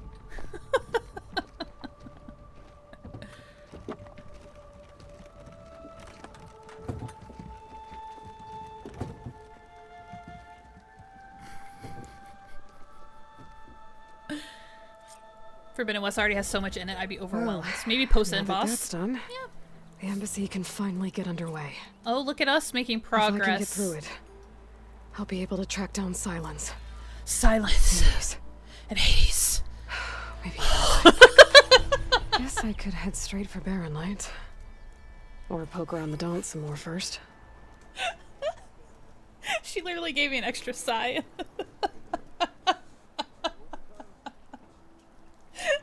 I'm telling you, when you notice, you can't unnotice it. She's exhaling constantly. Oh my god. Okay. I know. Sorry, not sorry. You can't unhear it. You can't. Okay, Tavern, the Magistrate. The Karja Magistrate. My dude. I feel so bad for him. That's a wall. Let me in the tavern, please. The Magistrate. We passed his table, and I was like, where is he? So it's around here somewhere. I'd love some ale. Oh, hi! Oh, hi! Oh. So fierce that I fell out of bed. Don't recall last night what I did or said. All I know for sure it was worth it, worth it, worth it. They're having a little tavern song. They're channeling their inner dwarves. Thunder, you didn't do it. You didn't do it. No, I was listening to it. I was listening to her, because it's not like me just having fun with voices. It's me just being like, oh my god. She won't stop exhaling. She won't stop whispering. It's not your fault. Not everything is your fault, Thunder. Am I doing side quests? This is just main quest stuff. Wait a sec, they must have used a different actor for Call of the Mountain. Think so? Where's your sense of adventure? I know, Ara, why are these guys in Moria? My Savior, dude. thank you for taking the time. And my condolences that you had to endure Ulvund's bloviating. I've dealt with worse. Bloviating. It sounds like he's really trying to put you over the barrel. The idea that the Karja purposely let bristlebacks into the Daunt, it's completely absurd. But the louder and longer he says it, the more support he'll get for his damned concession decree. How did the bristlebacks get into the Daunt? No one knows for sure. The first report of them came from west of the quarry. But unless they have wings I don't know about, I don't see how they could have come over the mountains. No other way in. The only way I know about is barren light. Look, if you can get to the bottom of this, I can offer a considerable bounty in return. Help me shut Ulvund up. That's tempting. Fair point, Curse. Fair point. I guess I don't have to do this. I always did, and it felt important enough to do it. So, okay, we'll do a side. There's like levels to the quest though. There's like side quest and then like mid side quest. Well, okay, only 75%. Okay, concession decree. Your role for sighting. Let's see what the magistrate. Let's get his story. How did you get stuck out here? I asked for the posting, believe it or not. Overseeing the entire valley on behalf of the Sun King? It was an honor. Is an honor, I mean. But your job would be a lot easier without someone like Ulvund blasting hot air all the time. Ulvund's not going anywhere. He's been around longer than I have. Even fancies himself the founder of Chainscrape. Well, I'll find a way to live with him. I have to. See? He's just trying to do his job. What is this concession decree that Ulvund wants? He wants the Sundom to designate portions of the Daunt as Oseram holdings. Only the portions, mind you, that produce any value. Let me guess. Because he stands to profit somehow? Exactly. Somehow. With the Daunt under Oseram law, he could secure more investment for their numerous ventures. He can't get those investments without the concession? No. Not while there's a chance the Sundom could revoke their access. Hence, why the concession is so important to him. And why blaming the Karja for the bristlebacks, no matter how absurd, works in his favor. Uh-huh. How does blaming the Karja for the bristlebacks help Ulvund get his concession? Look around. This may be the Sundom, but Chainscrape is all gears and rust and bad ale. Claiming that the Karja loosed the bristlebacks in order to intimidate Oseram laborers into obedience. Well, let's just say no one here has forgotten the atrocities of the mad Sun King. Even with the valley working again, Ulvund hopes he can stir up enough resentment against the Karja to call for a strike. And if the Oseram refuse to work, unless the concession is signed, you won't have a choice. Correct. The reconstruction of Barren Light must continue. Sorry, I'll stop. I'll stop. I'm sorry. I can't every time. Javad bothers me. I think it's because he looks similar to a guy I used to date. I love Javad. Yeah, I feel like he's just a guy who's trying to do his job and having to put up with a lot of BS, if you know what I mean. But I'm sorry. There's a resemblance for you. Ulvund reminds me of that annoying priest in Whiterun. I don't know the reference, but I'm sorry if they're annoying. Oh no, cursed. Oh no, indeed. Okay. You said the bristlebacks were first spotted west of the quarry? Yes, according to one terrified laborer, said the ground trembled before they came charging down the hillside. He took off and ran all the way here. Good place to start looking, then. If you learn the truth, maybe Ulvund will stop blaming the Karja for every problem under the sun, and Unlikely. maybe then he'll actually focus on rebuilding Barren Light instead. It seems like a worthy cause. I would like to put Ulvund in his place, which is probably why I always do it. And just friendly reminder, as if it matters, this is going to be my second full playthrough, assuming we get through all of this game. So I've only played through the entire game once, I've only played through the DLC once, and then I started a replay on my old YouTube channel, and I got as far as the embassy, and that was it. I didn't get past the embassy with that playthrough, which is why it made sense to pick it up here in story mode channel. But yeah, this will only be my second full playthrough, and I brought that up for a reason. I think it's because I said something like I always do this, but literally this will just be the second time. Or I guess the third time, technically.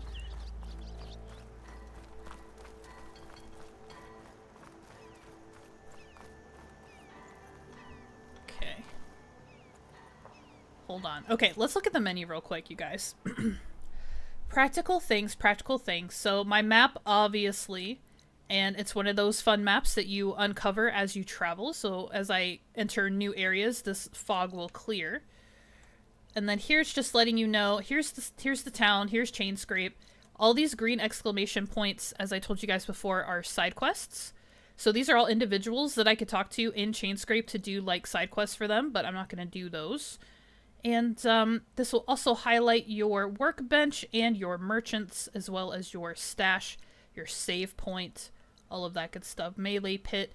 There's other mini games in the sense that there's little challenges in this. So there's a melee pit and there's hunting grounds. And I think you can do either just as you prefer. If you want to do like extra stuff on the side. I don't remember what you get. I don't remember like if you get items or resources of some kind by completing the challenges, like winning the challenges. I'm not sure. But you guys have probably picked up by now. I don't do a lot of extra stuff I don't have to do. So I can't really tell you more about that. Oh, and then another fun fact on the map, they highlight any herds that you have come across. So if you've come across a group of machines, they will highlight on the map where they are, and it's cool because they kind of stay in generally the same area. So if I come across like a charger mount site like this is really nice to know, and I remember this site because I got a charger from here. It's really nice to know and have it on the map because you're like, ooh, I can go there and override a mount or something. Or if you're looking for a specific machine, you need to hunt for parts to upgrade certain things. Having it marked on the map is super helpful. Okay, so what did I just wanted to open the menu, really. Here is our skill tree, if you will. It's a little bit different from the 1 and 0 Dawn, but it's still broken up into your typical categories. So you've got like combat-focused items, you have trapper-focused items, survivor, infiltrator, machine master, hunter. So here's all the different kind of categories that you can have, and all of that good stuff. So I have, is it 7 skill points, I think, to spend. It says you've earned your first skill point. Points are gained by leveling up and completing quests and activities. Choose a skill tree and tap X to open it. So I'm on... I guess Hunter is more... Yeah. And then Warrior is more combat. Trapper is doing trap. I don't care about traps. You guys know that. Survivor is definitely my category. Infiltrator also, because I like my stealth. Machine Master. Okay, so let's do the Infiltrator tree. And so once you get into your category, here's your tree. Here are the different steps for it. So our first option is Silent Strike Plus. You guys know I love my Silent Strike. That's when you can attack from hiding and take out an enemy in a single hit. So it's a one-hit kill out of a stealth position, and you don't have to like hack and slash and go through the whole combat challenge. So Silent Strike will deal more damage, approach an enemy undetected, and when prompted, execute a Silent Strike. I mean, there's no reason not to do this. Okay, and then activating that one has opened up some additional options. Stealth Range Plus, deal more ranged impact damage while in stealth. Not really worried about it. Stealth Tear. So the Tear is a... Maybe I'll just explain it in the thing here. Deal more tear damage while in stealth, increasing the ability to remove an enemy's armor and parts or machines. So Tear is a element in this game that you can equip or focus on so that when you hunt machines, you actually... It increases your chances of getting specific parts off of the machine.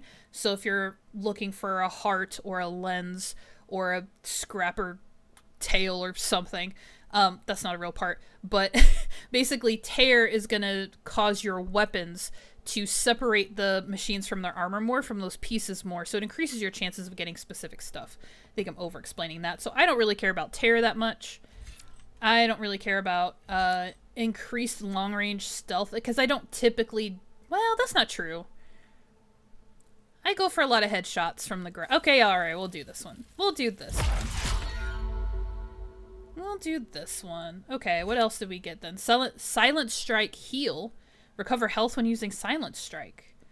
I'm in story mode, so my health is not gonna suffer outside of very, very extreme combat situations, so I'm not really worried about that right now. And again, I only have 5 more skill points to spend, so unlocking everything I possibly can. I'm just not that player. Quiet movement. Move more quietly, reducing the chance of detection by enemies. Absolutely. I'm all about it. So, okay, so I'm gonna have to activate Tear, Stealth Tear Plus, in order to unlock this icon, to unlock Stealth Stalker Valor Surge. I hate video games. Activate a cloaking device based on Stalker technology to decrease visibility to enemies. Aiming a weapon or using melee attacks temporarily deactivates the device. Very high visibility reduction. Silent Strike damage versus unaware targets is plus 50%. Range damage versus unaware targets, plus 20%. So this is stuff that I'm like, it's too much. I'm playing in story mode. It's not that hard. My health is not really in risk again until something really, really crazy happens. And so Valor Surges in this game are just like heightened attack statuses that if they're activated, I do it by accident. I'm gonna be honest. So I'm not yucking anybody's yum. If this is the way you want to play the game, I completely respect that. But I am just, like, I'm not that player. I'm not worried about optimization. I'm not worried about doing all the fanciest stuff I can do. I like stuff to be simple, straightforward, and the reason I play in story mode is so I can play the game and win the game and can defeat enemies without having to be super extra about it. So that's just my style, my preference of play. But here's your skill tree. Let's see what else we've got here. Warrior is good. What's in our warrior category? Resonator Blast. Okay, this is something that I was prompted to get. First, strike an enemy with melee attacks to build up energy on your spear. Then when fully charged, tap R2 to energize your target. Finally, switch to a bow and shoot the energy on the target to deal a large amount of damage. I have a headache from just reading this. But this is something that almost happens on its own, despite the fact that there's 3 steps to it. This is the other thing too. I don't know if you guys noticed, but like, I don't have the brain capacity to think of all of these things in a chaotic combat situation. So like, remember to do this and then do this step and then hold this and then tap this and do that. So I'm gonna unlock this because it's gonna get the skill tree started. There's gonna be other skills in this tree that I want. And this will kind of happen on its own because your staff builds up kinetic energy. So you'll get that orb as you're hitting your target, and then we can take advantage of that. So I'll go ahead and do it. Alright, what's next? Nora Warrior, a powerful melee combo. Common among Nora Warriors, useful in knocking down small machines and staggering larger ones. Sure. It's just a combo. It's R1 3 times and then R2. Why not? Immediately break an enemy's weapon guard and leave them vulnerable to follow-up attack. Absolutely. I wish I had this for actual shields, because I will have to fight enemies with shields that need breaking. Melee damage. Deal more damage with light and heavy attacks. Yes, this is the straightforward stuff I'm talking about. Like, light attack and heavy attack, that's just your spear. It's nothing fancy. Let's do it. Let's go for it. Okay, I'm out of skill points. What's the Valor Surge? Critical Boost Valor Surge, powered by a special mode in your focus. Gain a greater chance to land critical hits and increase critical damage. It's not that serious for me. It's just not. Okay. So you've got your inventory tab over here. We've already kind of looked at inventory items because we were in a shop. So this is just your inventory. This is what you've got. I've got all of these weapons and I'm not doing anything with them. I was thinking about this earlier today too. The Frost Blastling. Oseron Blastling specializes in frost bombs, make targets burn on their rush, more vulnerable to damage from other weapons. Okay, I'll equip this. It says it's equipped though. Okay, I've got to open my weapons wheel to find that. Okay, and here's the quest tab. This is the important one. So your active quest, your main quest, side quest, errands. Okay, this is how they break it down. Okay, so main quest, side quest, and then errands. And then jobs. So they have like a bunch of different categories for these for all of the, it's not just side quests. There's like 18 different categories. Okay, so right now in your main, you will select the things that you are trying to highlight on your map if you're using guided, I don't even know what the term is, but the game asks you at the beginning when you set your difficulty setting, do you want to be guided or do you want to figure it out on your own? I definitely want to be guided. I want an icon on my screen that says go this way, because we know that I'm not very smart, and in a game this big and intricate and crazy, I definitely can't be trusted. I would never get anywhere. So I have the guide on or whatever. So basically that means when I highlight something like the embassy, quest deactivated, okay, or I can activate it, this is what my on-screen icon is going to point me to. Alright, so we did these without even knowing about them. Side quest the bristlebacks. Okay, so this is what I'm doing right now, so we're going to do this one. It's going to be highlighted. So that way I can follow my icon to complete this quest. Then we've got other fun stuff in here. This is going to end up being, there's so many things. There's bandit camps, and there's ruins, and there's this, and there's that. There's so many, like, for a collector, for a completionist. You guys, there's so much stuff in here in this game for you. There's so much content. So this is going to be, like, hunting grounds. There's a melee pit on here already. Relic ruins, like, that's a specific thing. So right now, these categories, we haven't come across them yet. But there's tons of stuff in here, and this is where that will all be organized as far as content goes. And some of those things we'll have to get into. Some of them we'll skip. And then your notebook is basically your appendix. It's going to be all of the machines that you fought, information about them, your character bios. This is really cool. So Varl is a warrior from the Rustic Nora tribe. His mother Sona is the tribe's war chief. Known for her iron will and stern disposition, she trained him to become skilled in something. Oh, okay, yeah. Then it's a whole thing, right? So I'm not going to read all of this, But yeah, so if you're not sure who's who and what they're doing and you want context, this is your context tab is here in your notebook. Also, your data points are going to be saved in here, a lot of those things that we've highlighted. So whether they are voice recordings or text that you read, you will find your data points in here if you ever want to reference them. Details about any machines that you have scanned. So we have scanned, oh, it's a burrower. It's not a watcher. I knew it was different for this game. I thought so. There were watchers in Zero Dawn. They're burrowers in this game. So this will tell you what they're made of. This will tell you the materials that they're going to drop. This will tell you what their weaknesses are, all of that good stuff. So if you want to come in and double check. Again, you have to scan them with your focus to get them in this collection here. Okay, so I think that all makes sense. Yeah. Yeah? Okay. To do all the quests and all the collectibles it would take years. I feel like all these kids in their quest logs back in my day, we used a pencil and a notepad, right? Thunder, and a paper walkthrough that you got from like the comic book store. It's like it was like a thick magazine, and that was you couldn't go online and do like a video walkthrough. You had to like read a book for every game. Accidentally wipe it and lose all your data. Oh god, yeah. Just curious, who still does the Konami code and random games these days? I don't even know what that is, Chris. I don't know what that is. I'm not a real gamer. Okay. We're gonna investigate where the bristlebacks came from, because if we can prove that the Karja had nothing to do with it, we can unravel all of Ulvund's dirty schemes, and that seems like something worth doing. And I don't think it takes too long. I could get around faster if I find a charger to override. To be honest, though, ooh, we're at 1 hour and 30 minutes. Thanks, Thunder. I'm so good at gaming, you guys. You have no idea. Yes, Contra for the win? What? What are you guys talking about?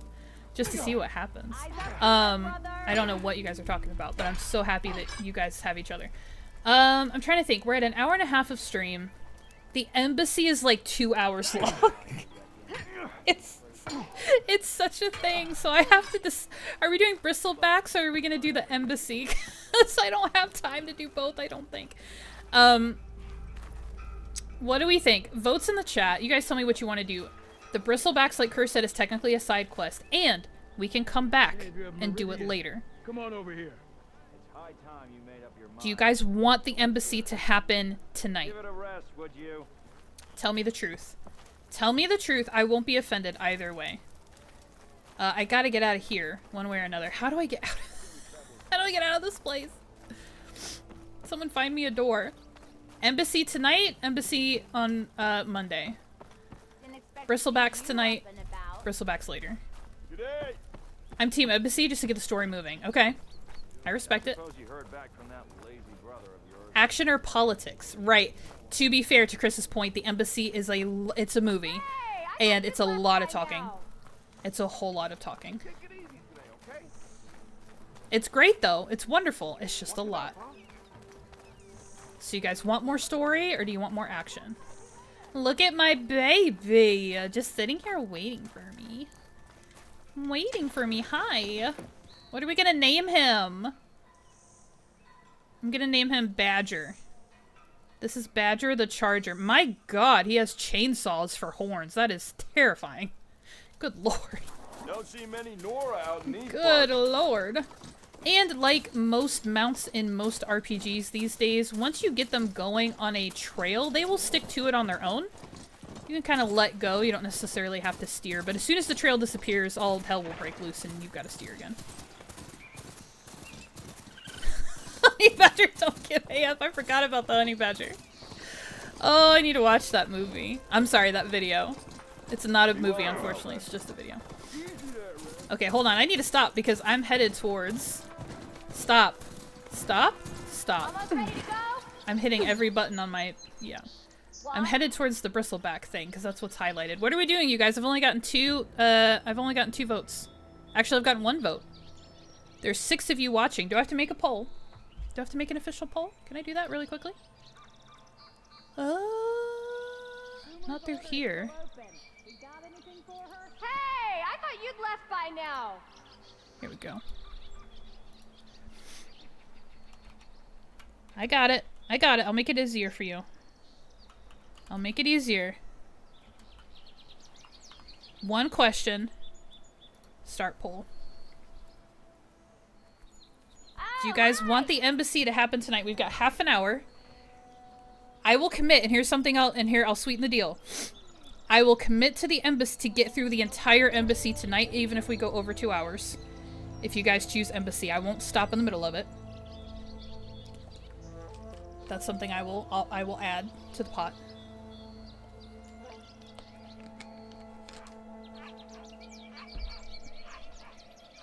Circle for stop? Okay. I'll try that next time. Hey, I thought you'd left by now. Ooh, you guys. Ooh, you guys. 50-50? Don't do that to me. Don't do that to me. 5 votes. We need a tiebreaker.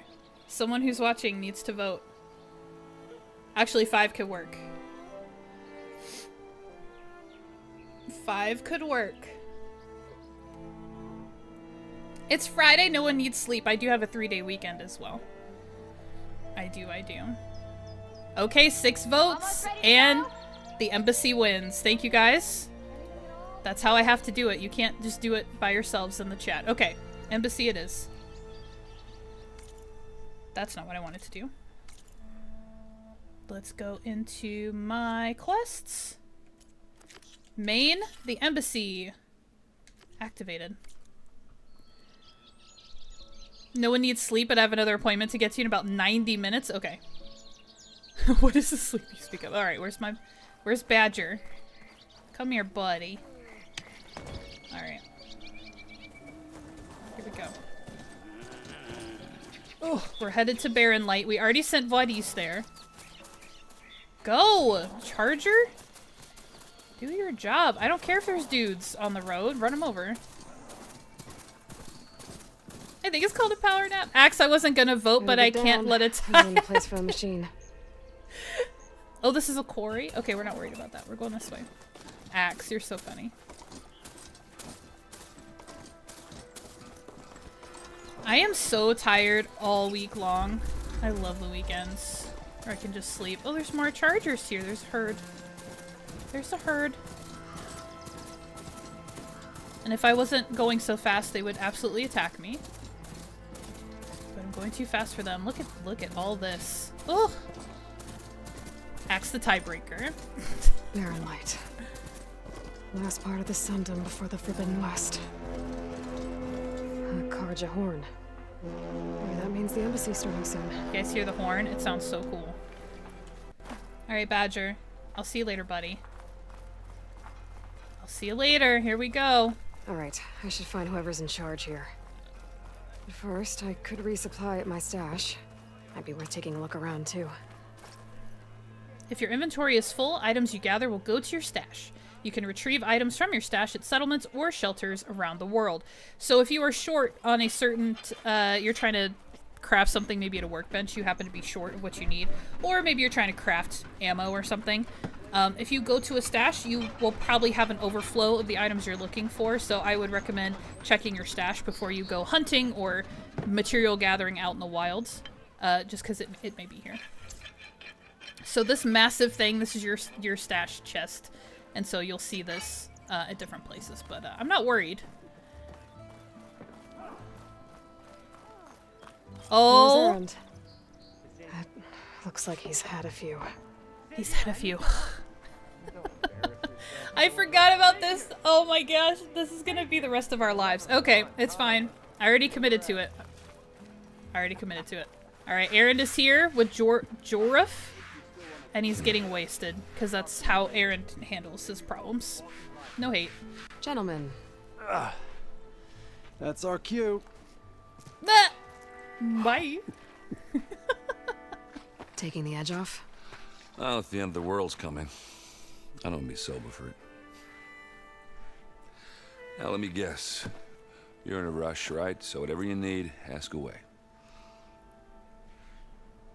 Fair. It's fair. It's fair. I also decided, here's another thing. I'm mad at Aloy this playthrough. I'm just mad at her. I'm mad at Ashley Birch for exhaling every time she speaks. And I'm mad at Aloy for having such a big stick up her butt about being nice to people. It's reasonable why she's so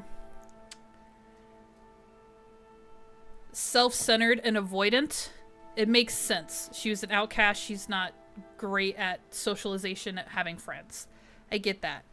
But she could try a little. She could try a little more. As a person, myself, who doesn't have friends and is asocial, I don't prefer social situations, but I can function in them. I don't have social anxiety. Like, I put in effort to show up for other people sometimes, and I feel like she could do the same thing. So I'm just gonna call her out for that. I think she could be a little more giving here. Okay, how have you been? The embassy, Ursa, Baron Light have to go. All of that because he was snarky, he was being sassy, and I think he deserves to be. So I get to choose how she responds, so I'm gonna ask him how he's been. How have things been? Your silent departure? Yeah, not bad. Vanguard's going strong. Helped Avad pick up the pieces after the battle with the Eclipse. I took a month to bury Ursa in the claim. But when I got back, I got the assignment to babysit Voidis on his way to the embassy. I thought that'd be a cakewalk, so of course things went sideways. You got blindsided. Wasn't your fault. A couple more of these, maybe I'll believe you.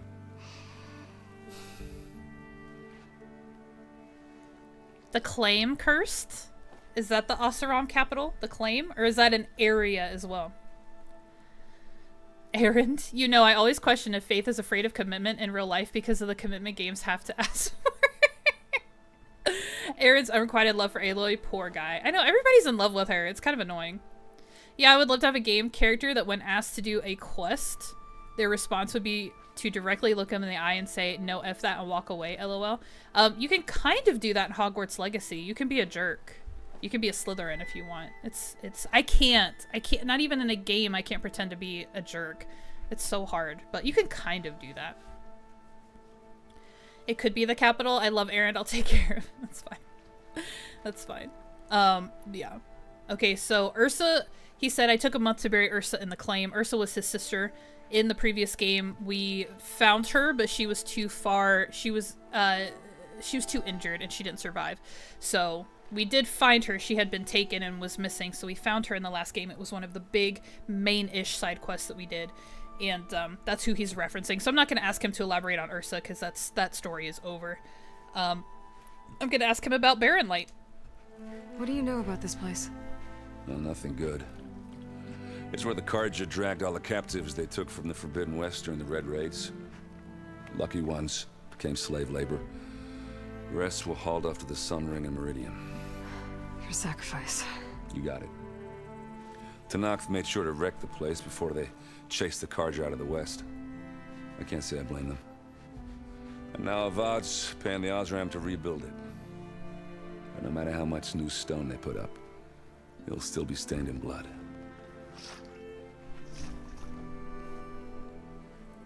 Okay, that's significant. I didn't remember that detail about Barren Light. It was actually basically a prison where they housed all of the people that they snatched for the Red Raids, is what he said. So it's kind of interesting that they are bartering peace in this location, because this is actually where they used to hold their captives. Okay, the embassy. What do you know about the embassy? Oh, yeah, not much. Only that Avad really wants it to happen. He said I'm making peace with these Tanakh.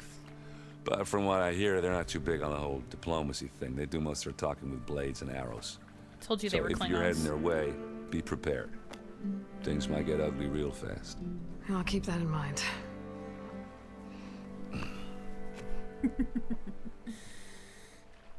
I would be the person to cast Avada Kedavra on everyone. Oh my gosh, Chris, they had to like change the game because people were Avada Kedavraing the cats.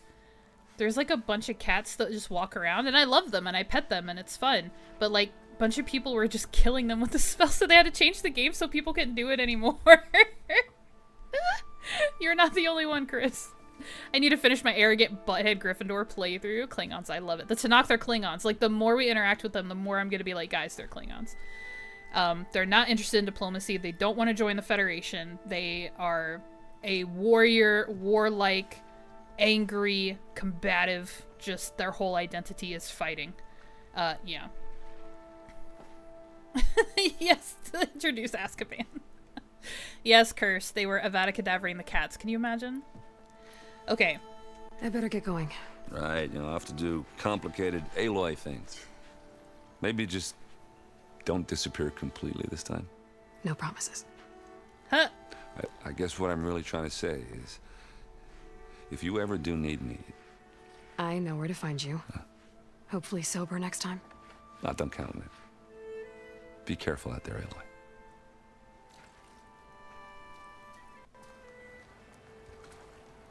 I may be mean, but that's crossing the line.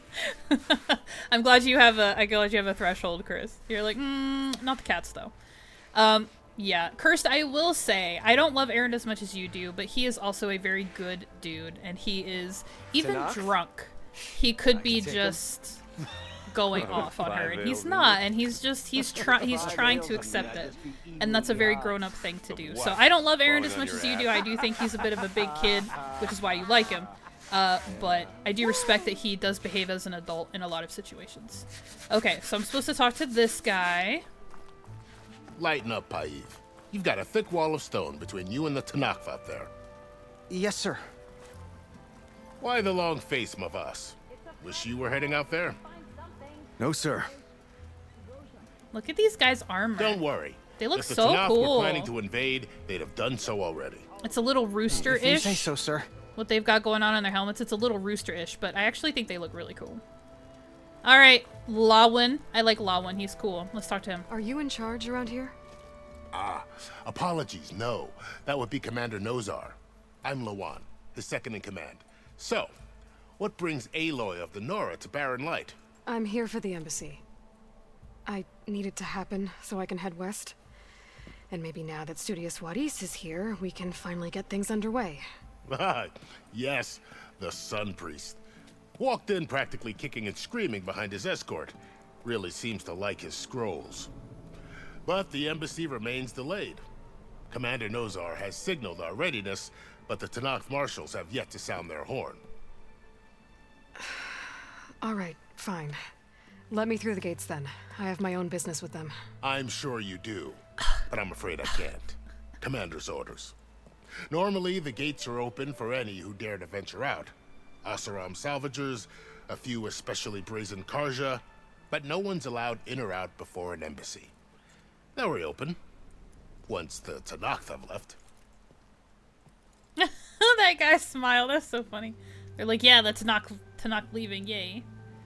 All right, about the embassy, we need all the information we can get. So what happens at these embassies, exactly? Mostly trade and negotiation. The Karja offered tribute of food, spices, and gear. In exchange, the Tanakh returned personal effects taken from Karja soldiers that fell during the Red Raids. This particular embassy, however, is a special case. Because the Tanakh, they're handing over some sort of prisoner, right? A soldier named Fashav? Ah, so you've heard. I mean, the Sun King is in love with me, so I know everything. You never know if an embassy's going to go well until it's practically over.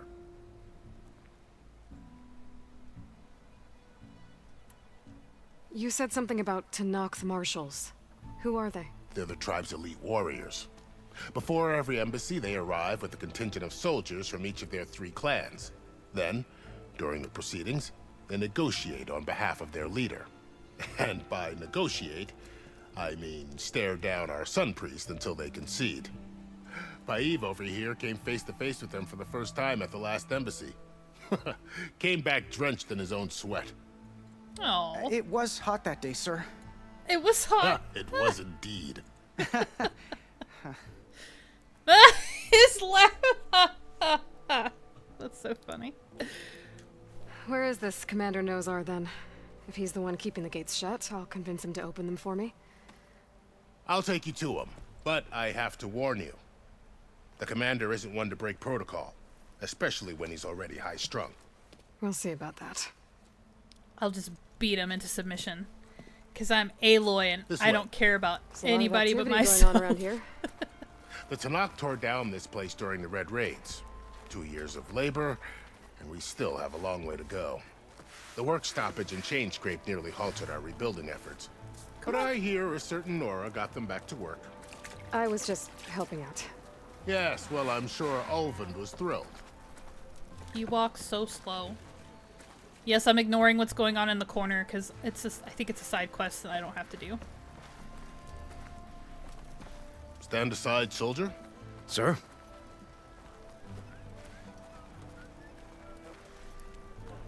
Walk faster. There's the commander.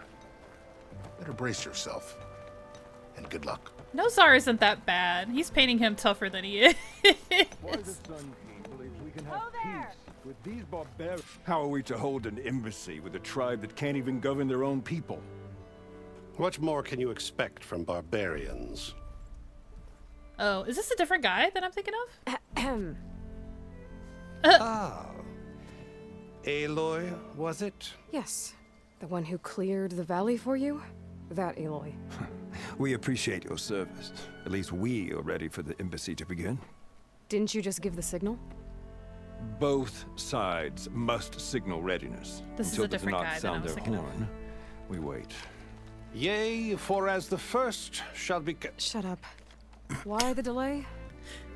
The Tanakh are a tribe composed of 3 clans. How many banners do you see? You're just gonna wait? Go find out what's wrong. Oh, this isn't some forgotten corner of the East where you come from, Nora. It's the Forbidden West. If you don't like it, run back to Meridian, file a complaint. The Meridian I saved, you mean? That's right. Nobody walks to the gate until the 3rd clan arrives and the Tanakh horn has sounded. Not even the savior of Meridian.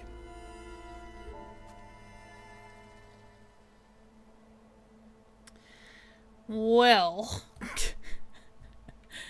my options are I'll wait or I'm going now.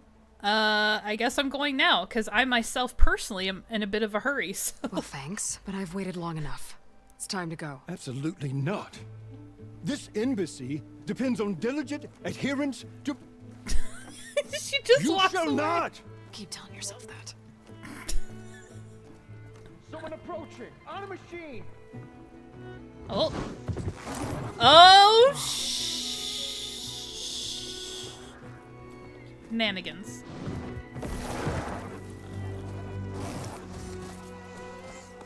How did he override a charger?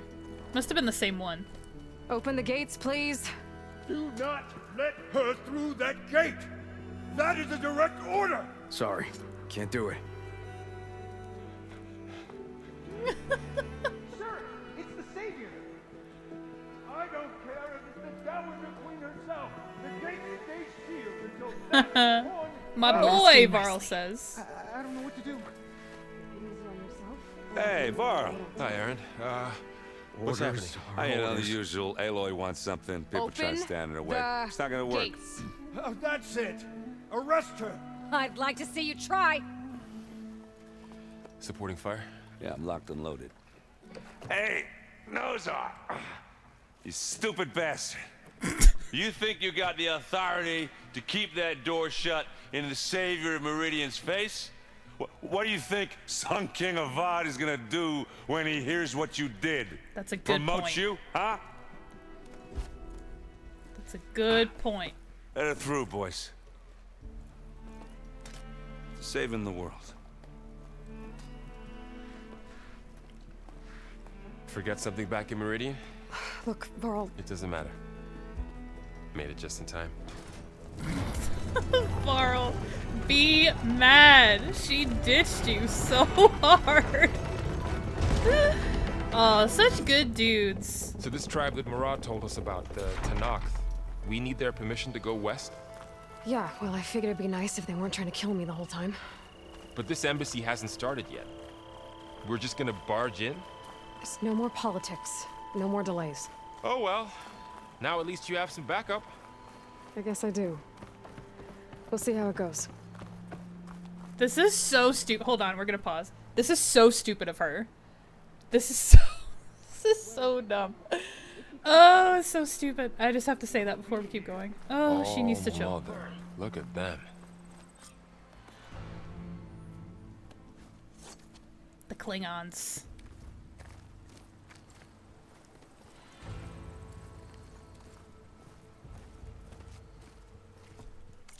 Okay, I just have to say, look how cool they look. First of all, oh my gosh, the Tanakh, they look so cool.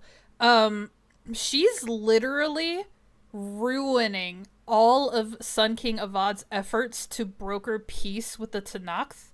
Like, she's just busting into this very delicate situation between these two tribes with this extremely violent clan. Like, everything she's doing right now is so stupid. Like, I get her reason, and I get that, like, at the end of the day, we're literally trying to save the world, including the Tanakh. Like, I understand why, but, like, this is so dumb. And then they have like, I don't agree that people are lazy about it, but, like, they have this protocol in place because that's what's maintained the peace. Like, she could start a war right now, and that's not hyperbole. Like, she could literally trigger the Tanakh to attack Barren Light, follow up with Chainscrape. Like, she just doesn't think about these things. She's very Korra from Legend of Korra right now, and she does not care about what anybody else has done, what anybody else is trying to do, or anything else that's actually important if it's not what she's focused on.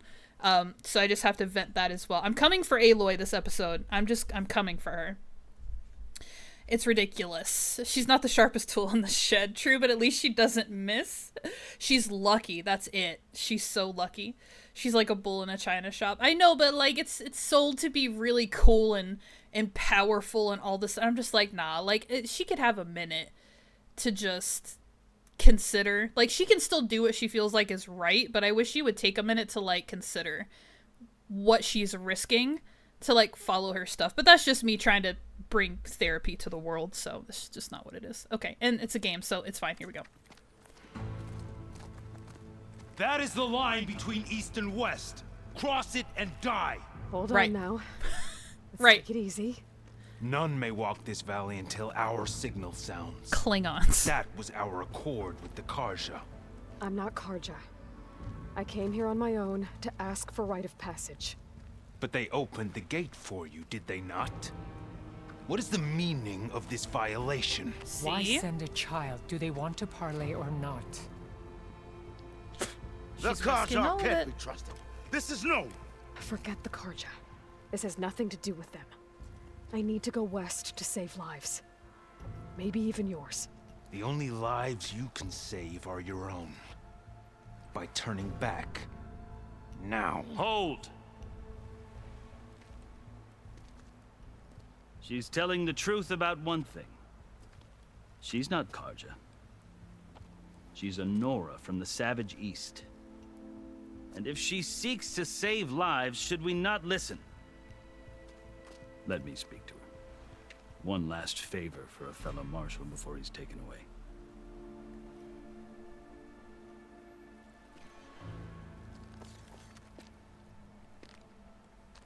Cool.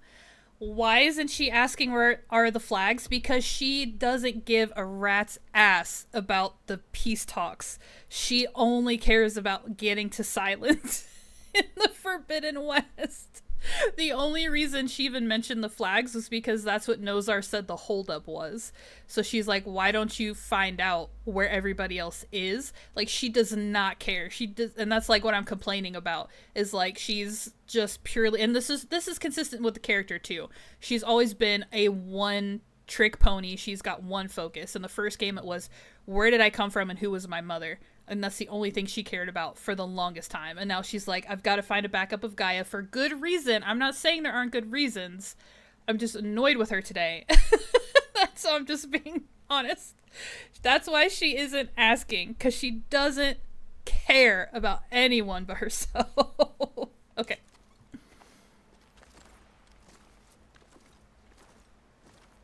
A fearless, red-headed Nora.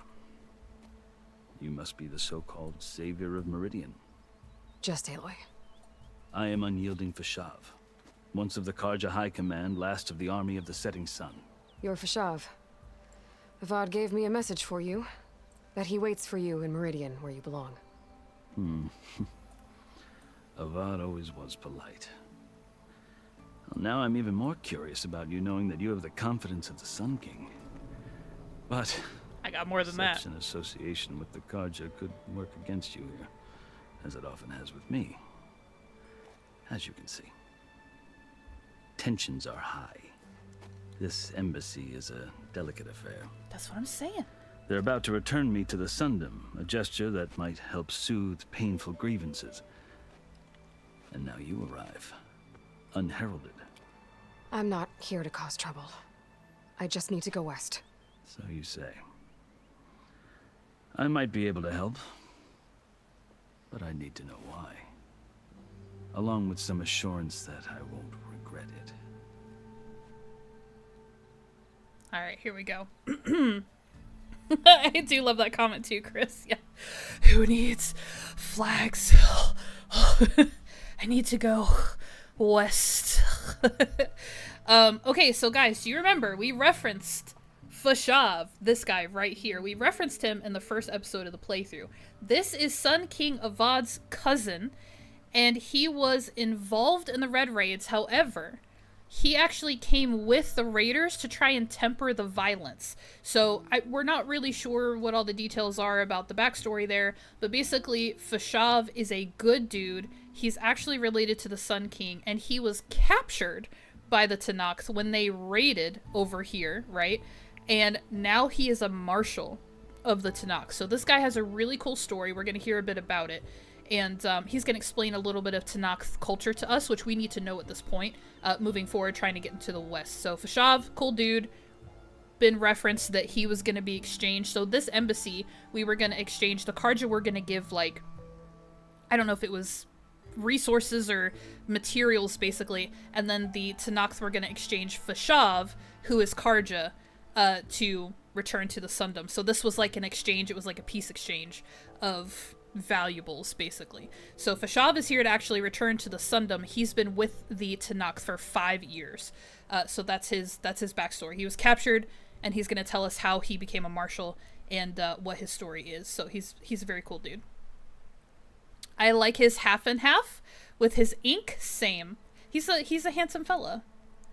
Okay, tattoos. Since you guys are talking about it, we'll ask him about the tattoos. I've never seen markings like those on a Karja before. The Karja see ink as decoration.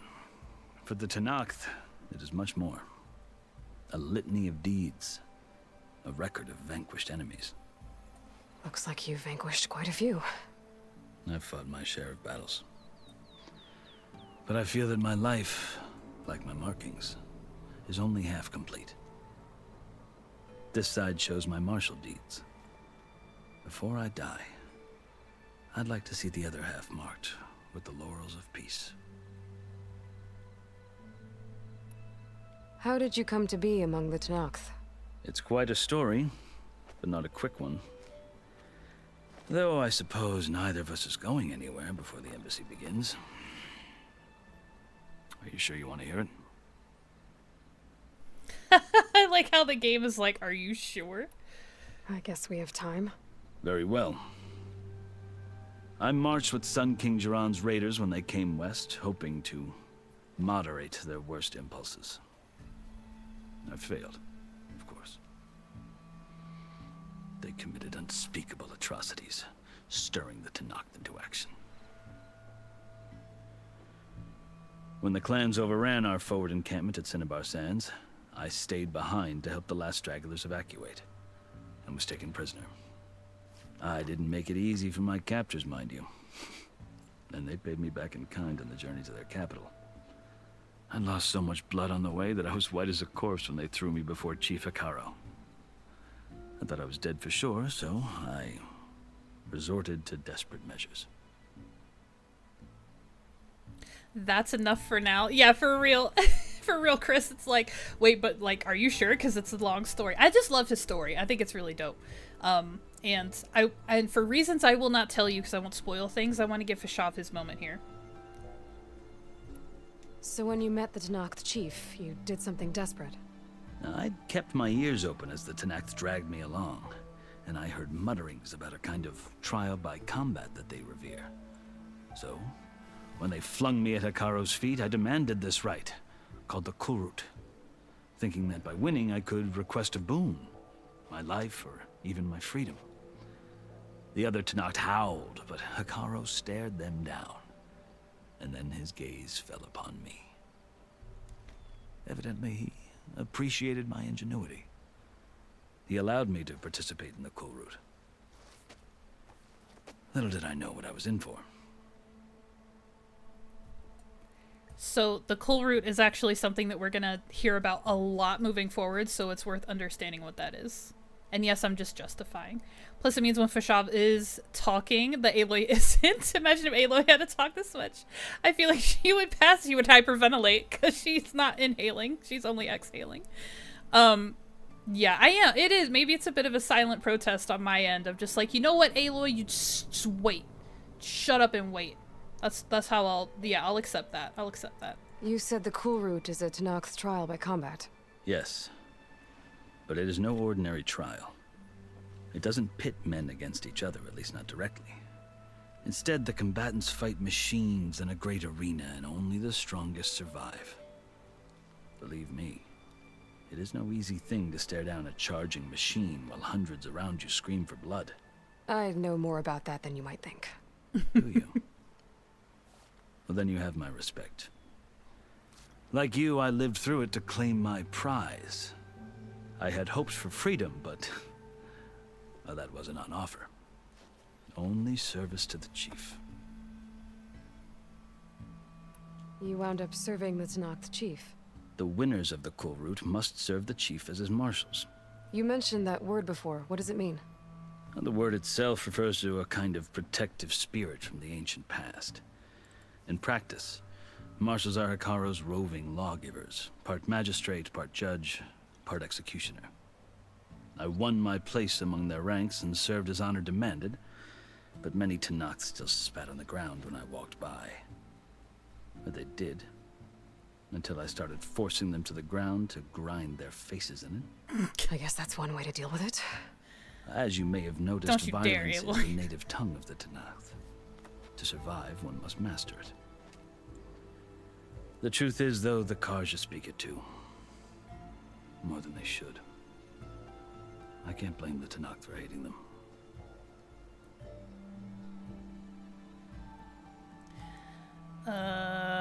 Which tribe are you? I don't know if that matters. Unless he's from Kataro's tribe, which I need to know. So then, are you still Karja?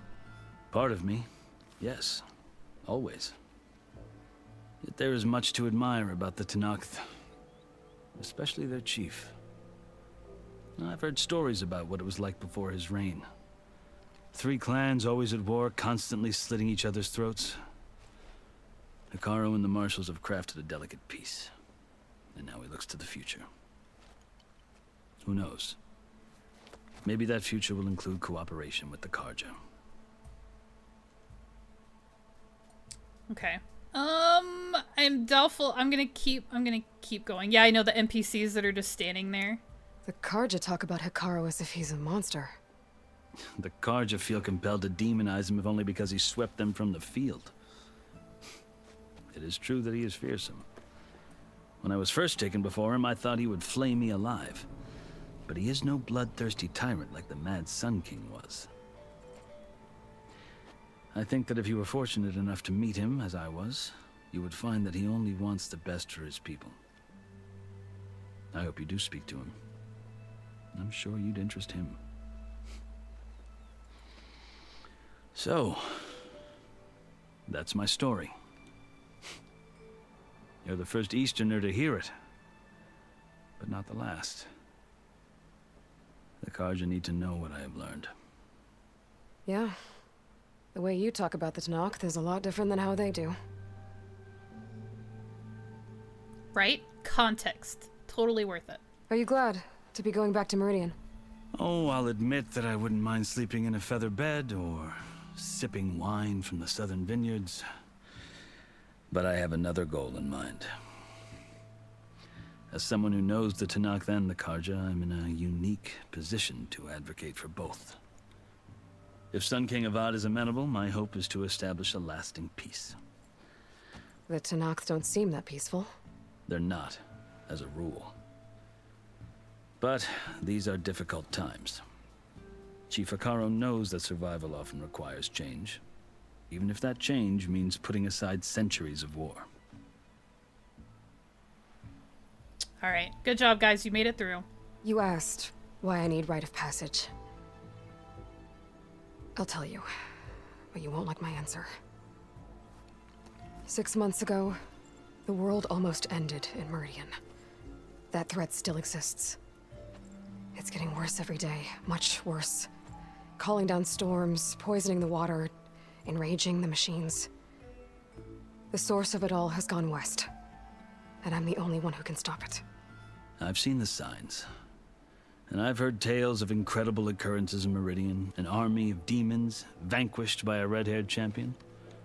So I'm inclined to believe you. The burden of your task is written across your face clearer than any mark of mine. I'll grant you this, to serve as proof of your right to travel into Tanakh lands. A task so important, and it's just the two of you. Take it from one who aspires to be a diplomat. One too many, right? Allies are essential. Chief Hikaru knows the West better than anyone. He may be able to help you. He can be intimidating to others, but don't let that deceive you. He is a man of his word.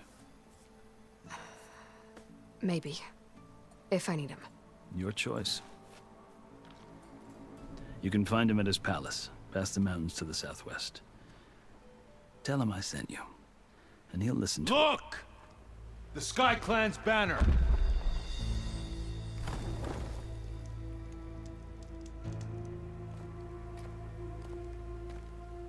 Marshals. It wasn't easy, but I brought the Sky Clan with me. And the commander? No. I could only convince a few. He isn't yet aware we left. We have banners from all 3 clans. If there are fewer from the Sky Clan, it can't be helped. He's right. Sound the horn. This is the embassy, Thunder. Not all Tanakh can stomach the idea of parley with the Karja, but enough have come for us to begin. Then I'll be on my way. No. The other marshals will not permit it. You wanted safe passage, you have it. After the embassy. Yeah, wait, Aloy. Jeez. Varl gets it. Wadis is about to poop his pants. The Karja have opened the gates.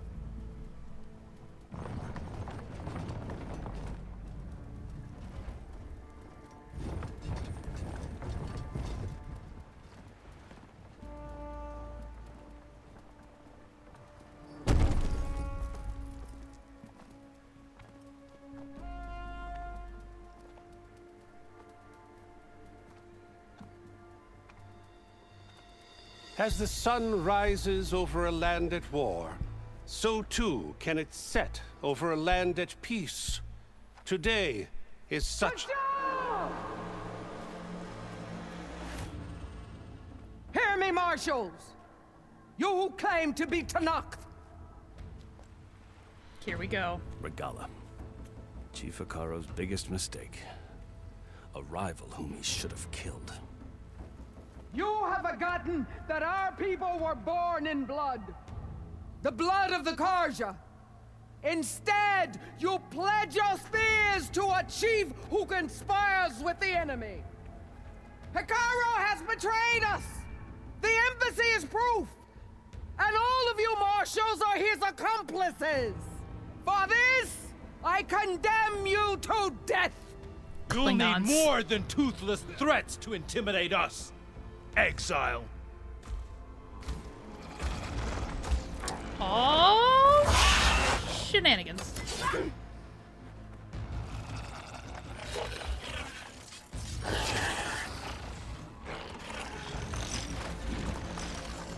Lancers! Form up!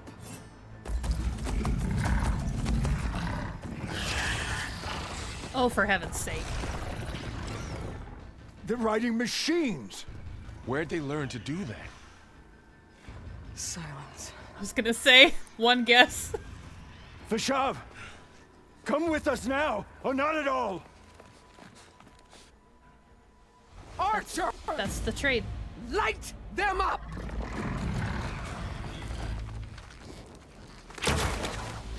Get to cover!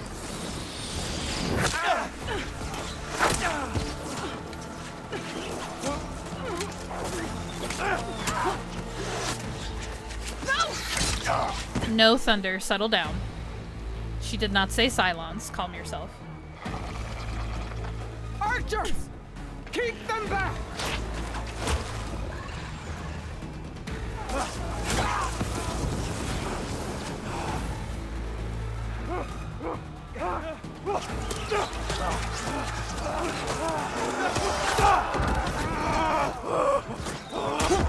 Left flank to the Karja! Run them down!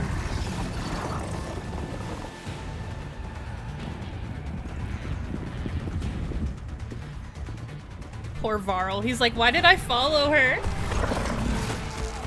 They're not gonna make it.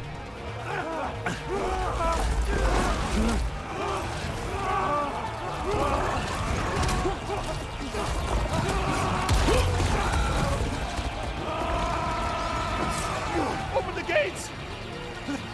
Open the gates! Open the gates!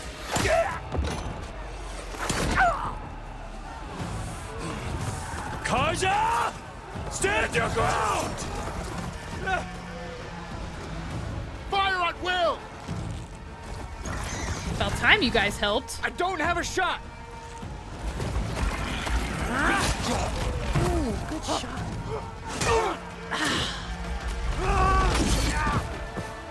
Should I have made this stream PG-13 or rated R?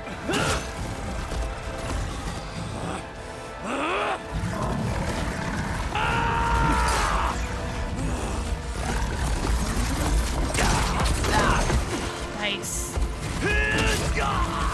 No! The shove! What happened? Can you see? It's just us now. Hey! Come down and fight fair! Lancers! Take the center! Thanks, Aloy. Thanks a lot. Get ready! Yes, please instigate. This wasn't bad enough. Stick to cover! Archers on the ridge! Hi, Kataro. Hey, baby. Hey, baby. How you doing? How you doing? How you doing? Hi. We'll talk later. Here they come! Time to fight. All right, where are they? Time to fight. Here they come. Be ready!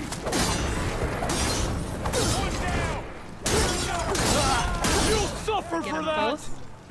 I'm not gonna suffer. You're gonna suffer. Come here, coward. Ooh, let's get up here.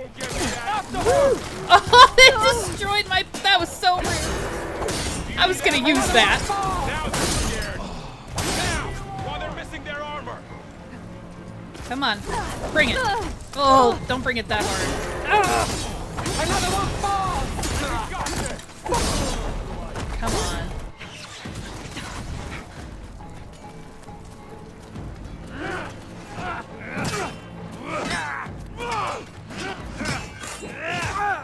Oof.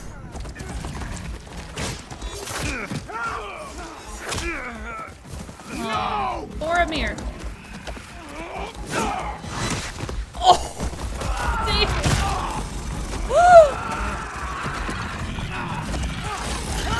Oh, no! Dang, Boromir for real. Just you and me now, Varl. Wow. We've survived worse. Getting somewhere. Ouch.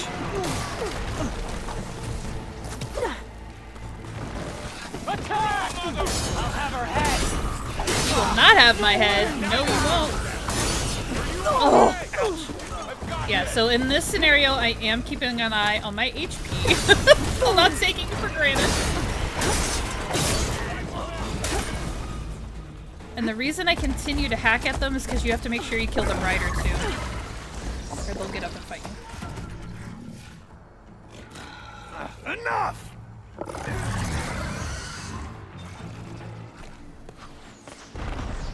You! Outlanders! I'll skin you both! Hi. Grant me the honor of this challenge. He looks crazy.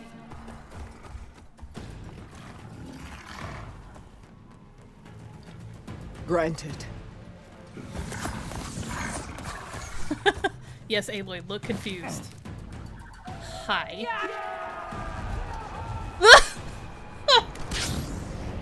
Oh, I forgot. I already forgot. How exciting. Ouch. Varl, are you okay, babe? Ow.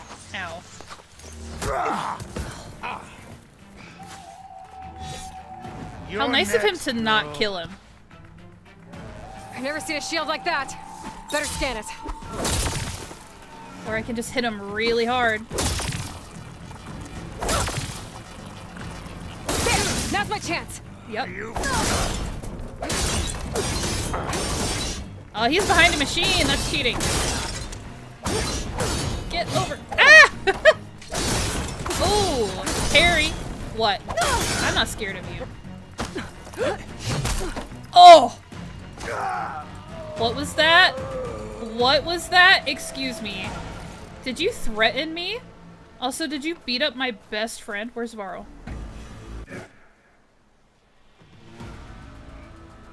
Your turn. Come down here and face me. No! It was an honorable challenge. You've earned your life today. Comrades! Mark this day! Today you have decimated the marshals, slaughtered the Karja. So begins our war on Hikaru. Move out!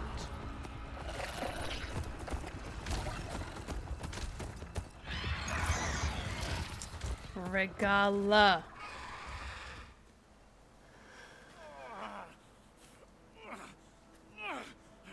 Go check on Varl, please.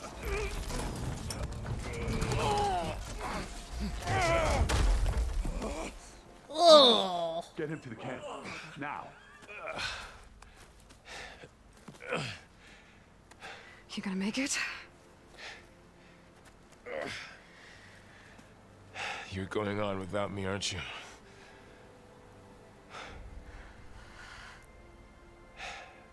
Guess I'm stuck with Erend. For now. Man, he beat the crap out of him. Come on. I'll take you back to the fort. Yeah, through the machine? Oh, that's so nice. Fashav! No! Now you guys know why I wanted to give Fashad his moment. He wasn't gonna make it. I knew he wasn't gonna make it. I got you.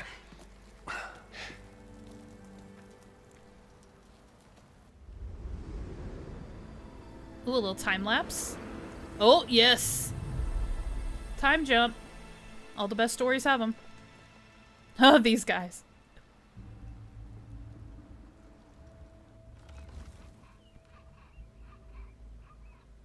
It's salvage time, boys. The audacity.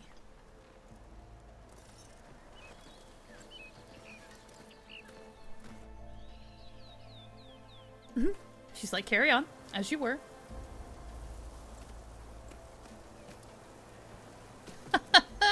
I'm gonna take this. Thank you very much. I don't think it can take a hit. I should be able to use it to glide.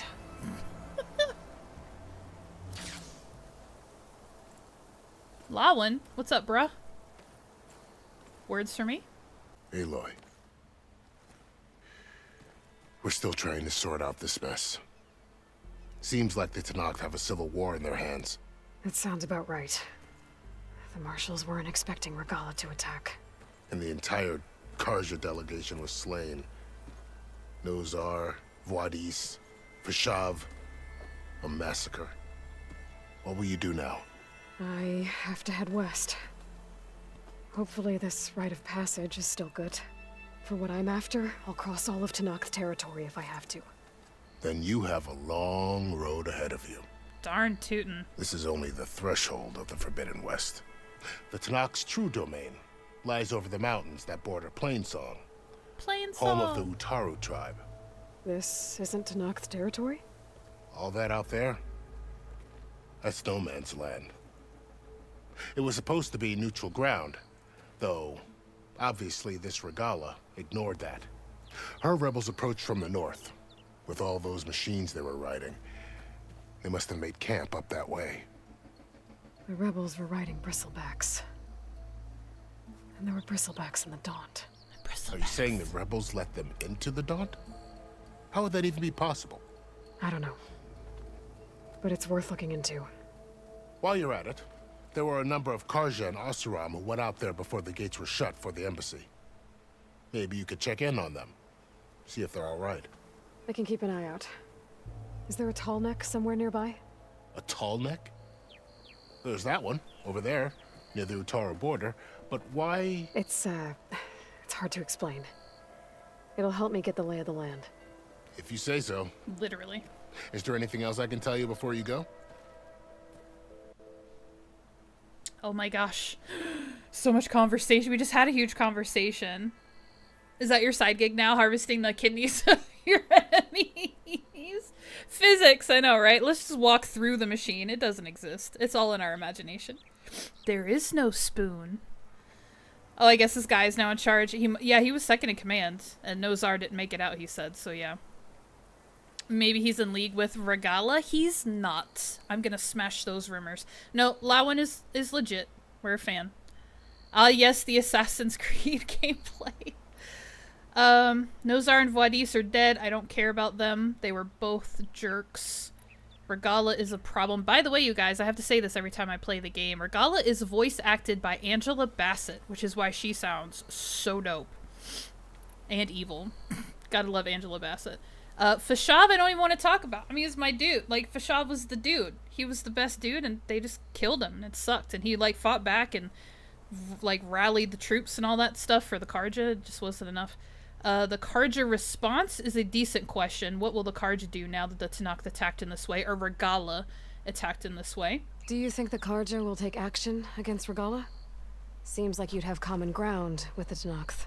An expedition of the Karja army into the west could be taken as the start of another invasion. That's true. Sun King Avad won't risk it.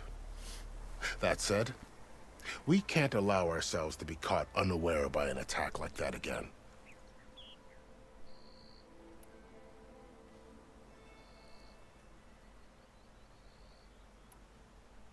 Oh, we kind of... Excuse me, we kind of talked about this. The Tenakth lands, Plainsong, and the Utaru. So the Utaru is another tribe that we're going to meet a little bit later in this game. Another new tribe. for Forbidden West, introduced obviously in the Forbidden West, which we have not been to yet in terms of the Horizon storyline. And No Man's Land, he just said this is it here. Like, this is supposed to be neutral territory, but, you know, stuff happens. I will ask about others out west and see what he says about that, and then I think that's all the information that might be valuable. You said there were others who went out when the gates were open before. Like who? Oh. Well, in addition to the salvagers that just went through, there were a couple of other parties of Oseram delvers. Even saw 2 Karja scholars trekking southwest with an Oseram crew. Not sure if they're exceptionally brave or just foolhardy. Okay, that's side quest stuff. Okay, that explains that. Yeah, so I don't have any more questions for him. I need to be on my way. Then I wish you luck. The gates will always be open to you should you wish to return. Thanks. Time to start walking. And don't worry about your friends. We'll get them patched up. Oh, she's not worried about them. She's really not worried about them. Sun watch over you, Aloy. I hope you find what you're looking for. Yes, you do. The whole world's survival depends on it.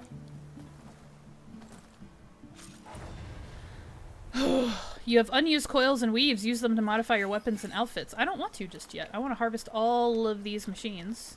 Hello? I can't? Excuse you? Oh, we got some skill points for that battle? Yeah, I know. My hack and slashing. Oh, I didn't mean to skip that. Okay, the Shield Wing is an energy-based glider repurposed from machine technology. Hold square while in the air to deploy and glide. Tap circle to stop gliding. We have a paraglider in this game, and that is a massive upgrade to the previous game. With all of the mountains we're eventually going to climb and all of the vistas that we're going to be on top of, being able to glide is going to be so crucial, so helpful. Should lead to silence in Hades. What is she saying? And just maybe a backup of Gaia. Right. It won't be easy out there. The Blight, the Storms, Regala's machine riders. She has a lot of self-talk. But I'll have to push through it all. Find a way to fix the world.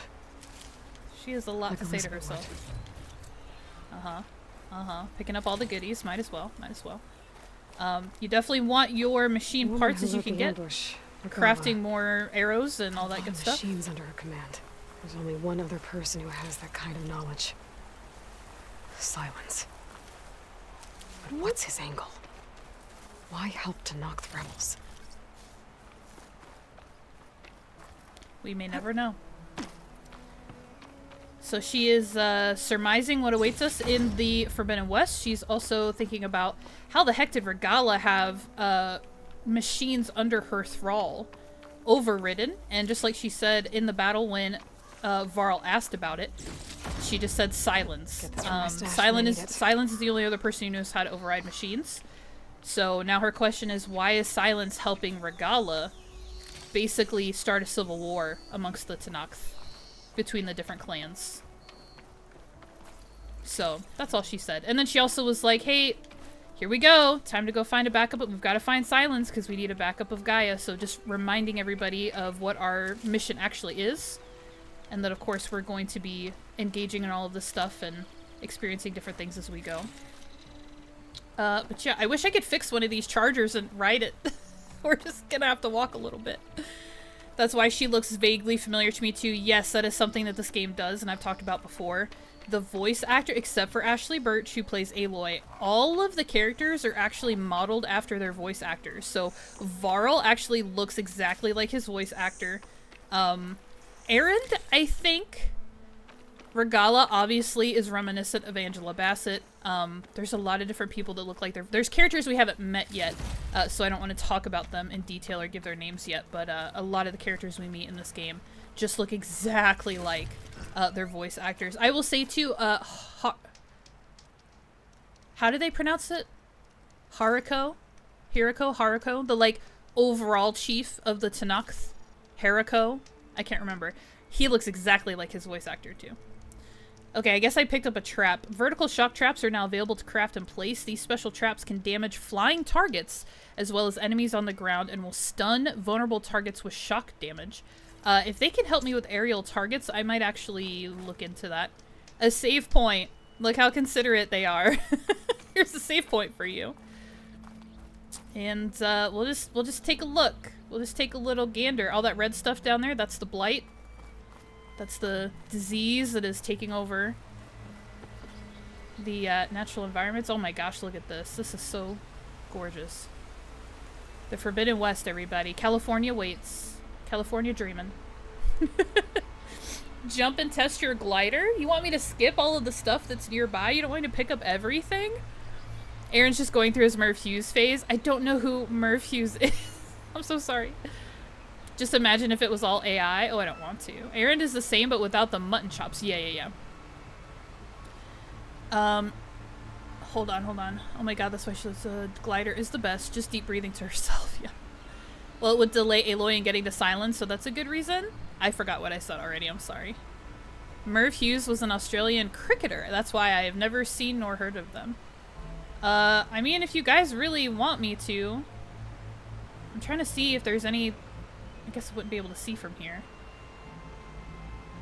If there's anything really valuable I need to grab before I just book it. It worked. I need her to not be surprised. She just jumped off a cliff. Oh, it worked! No, I made the joke for you. I gotcha. Wow, okay.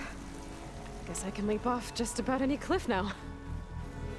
Something's going on at that camp. I like how she says that something's going on at that camp. Look at all these people down here. How unexpected. A data point.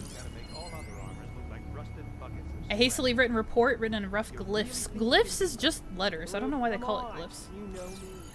Okay, I don't want to talk to these guys yet. They are a bit of an ongoing side quest. But I think I'm gonna grab their save point, though. No talkie, just saving. Because, whoa, buddy, I don't want to do that again.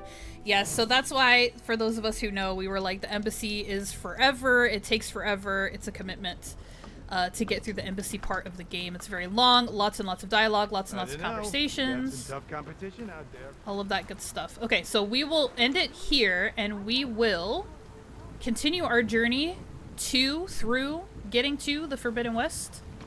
Since we're in no man's land right now. Hold on, I gotta shoot this cute little fox. Oh, the baby! I've seen so much death today. But I need his stuff. Oh good, chargers. Right?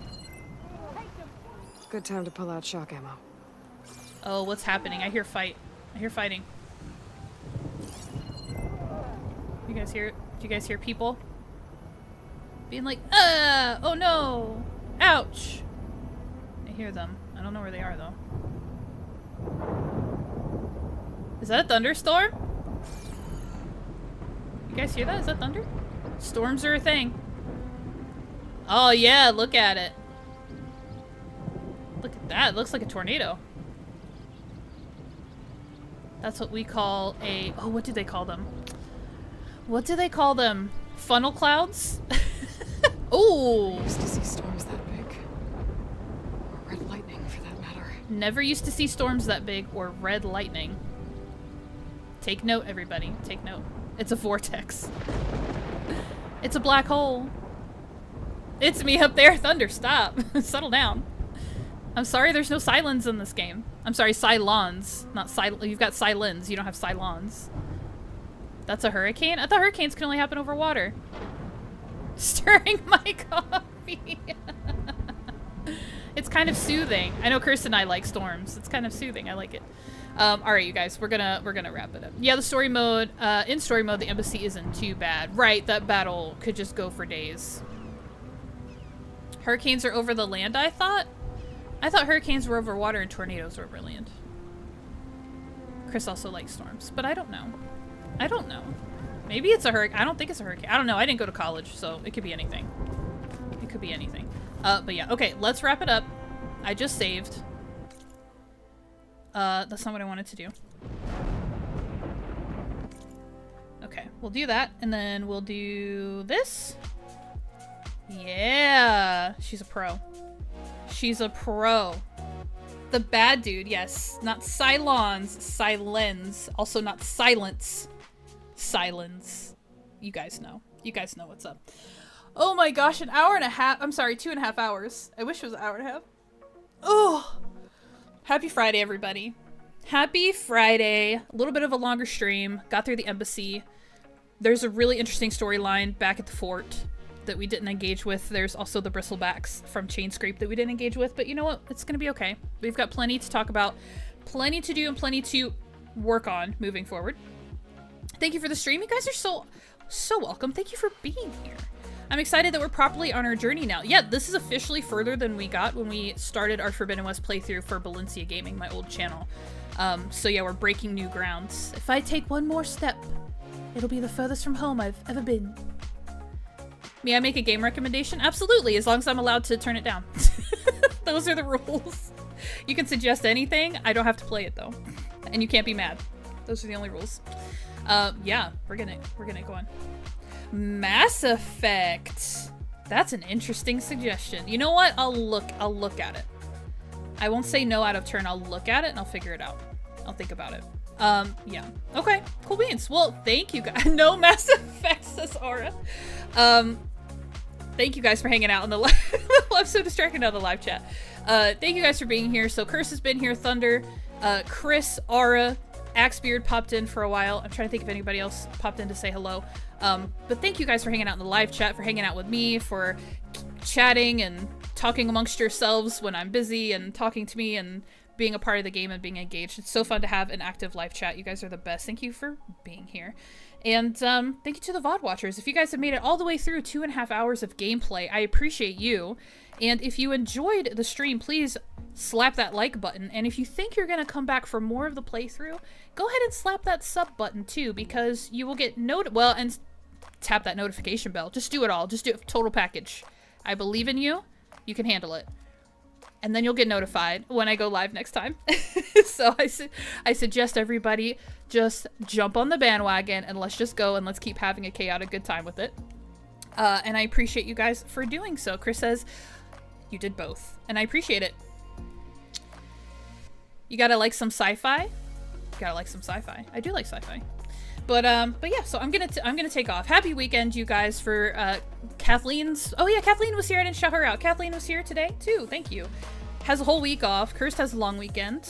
Everybody enjoy your weekend. I think Kirst said they had to go to work tomorrow, so I hate that for you. But yeah, I appreciate you guys. Have a really, really good weekend, and I will catch you on Monday, unless you're in Australia, which I'll catch you on Tuesday. And until then, bye.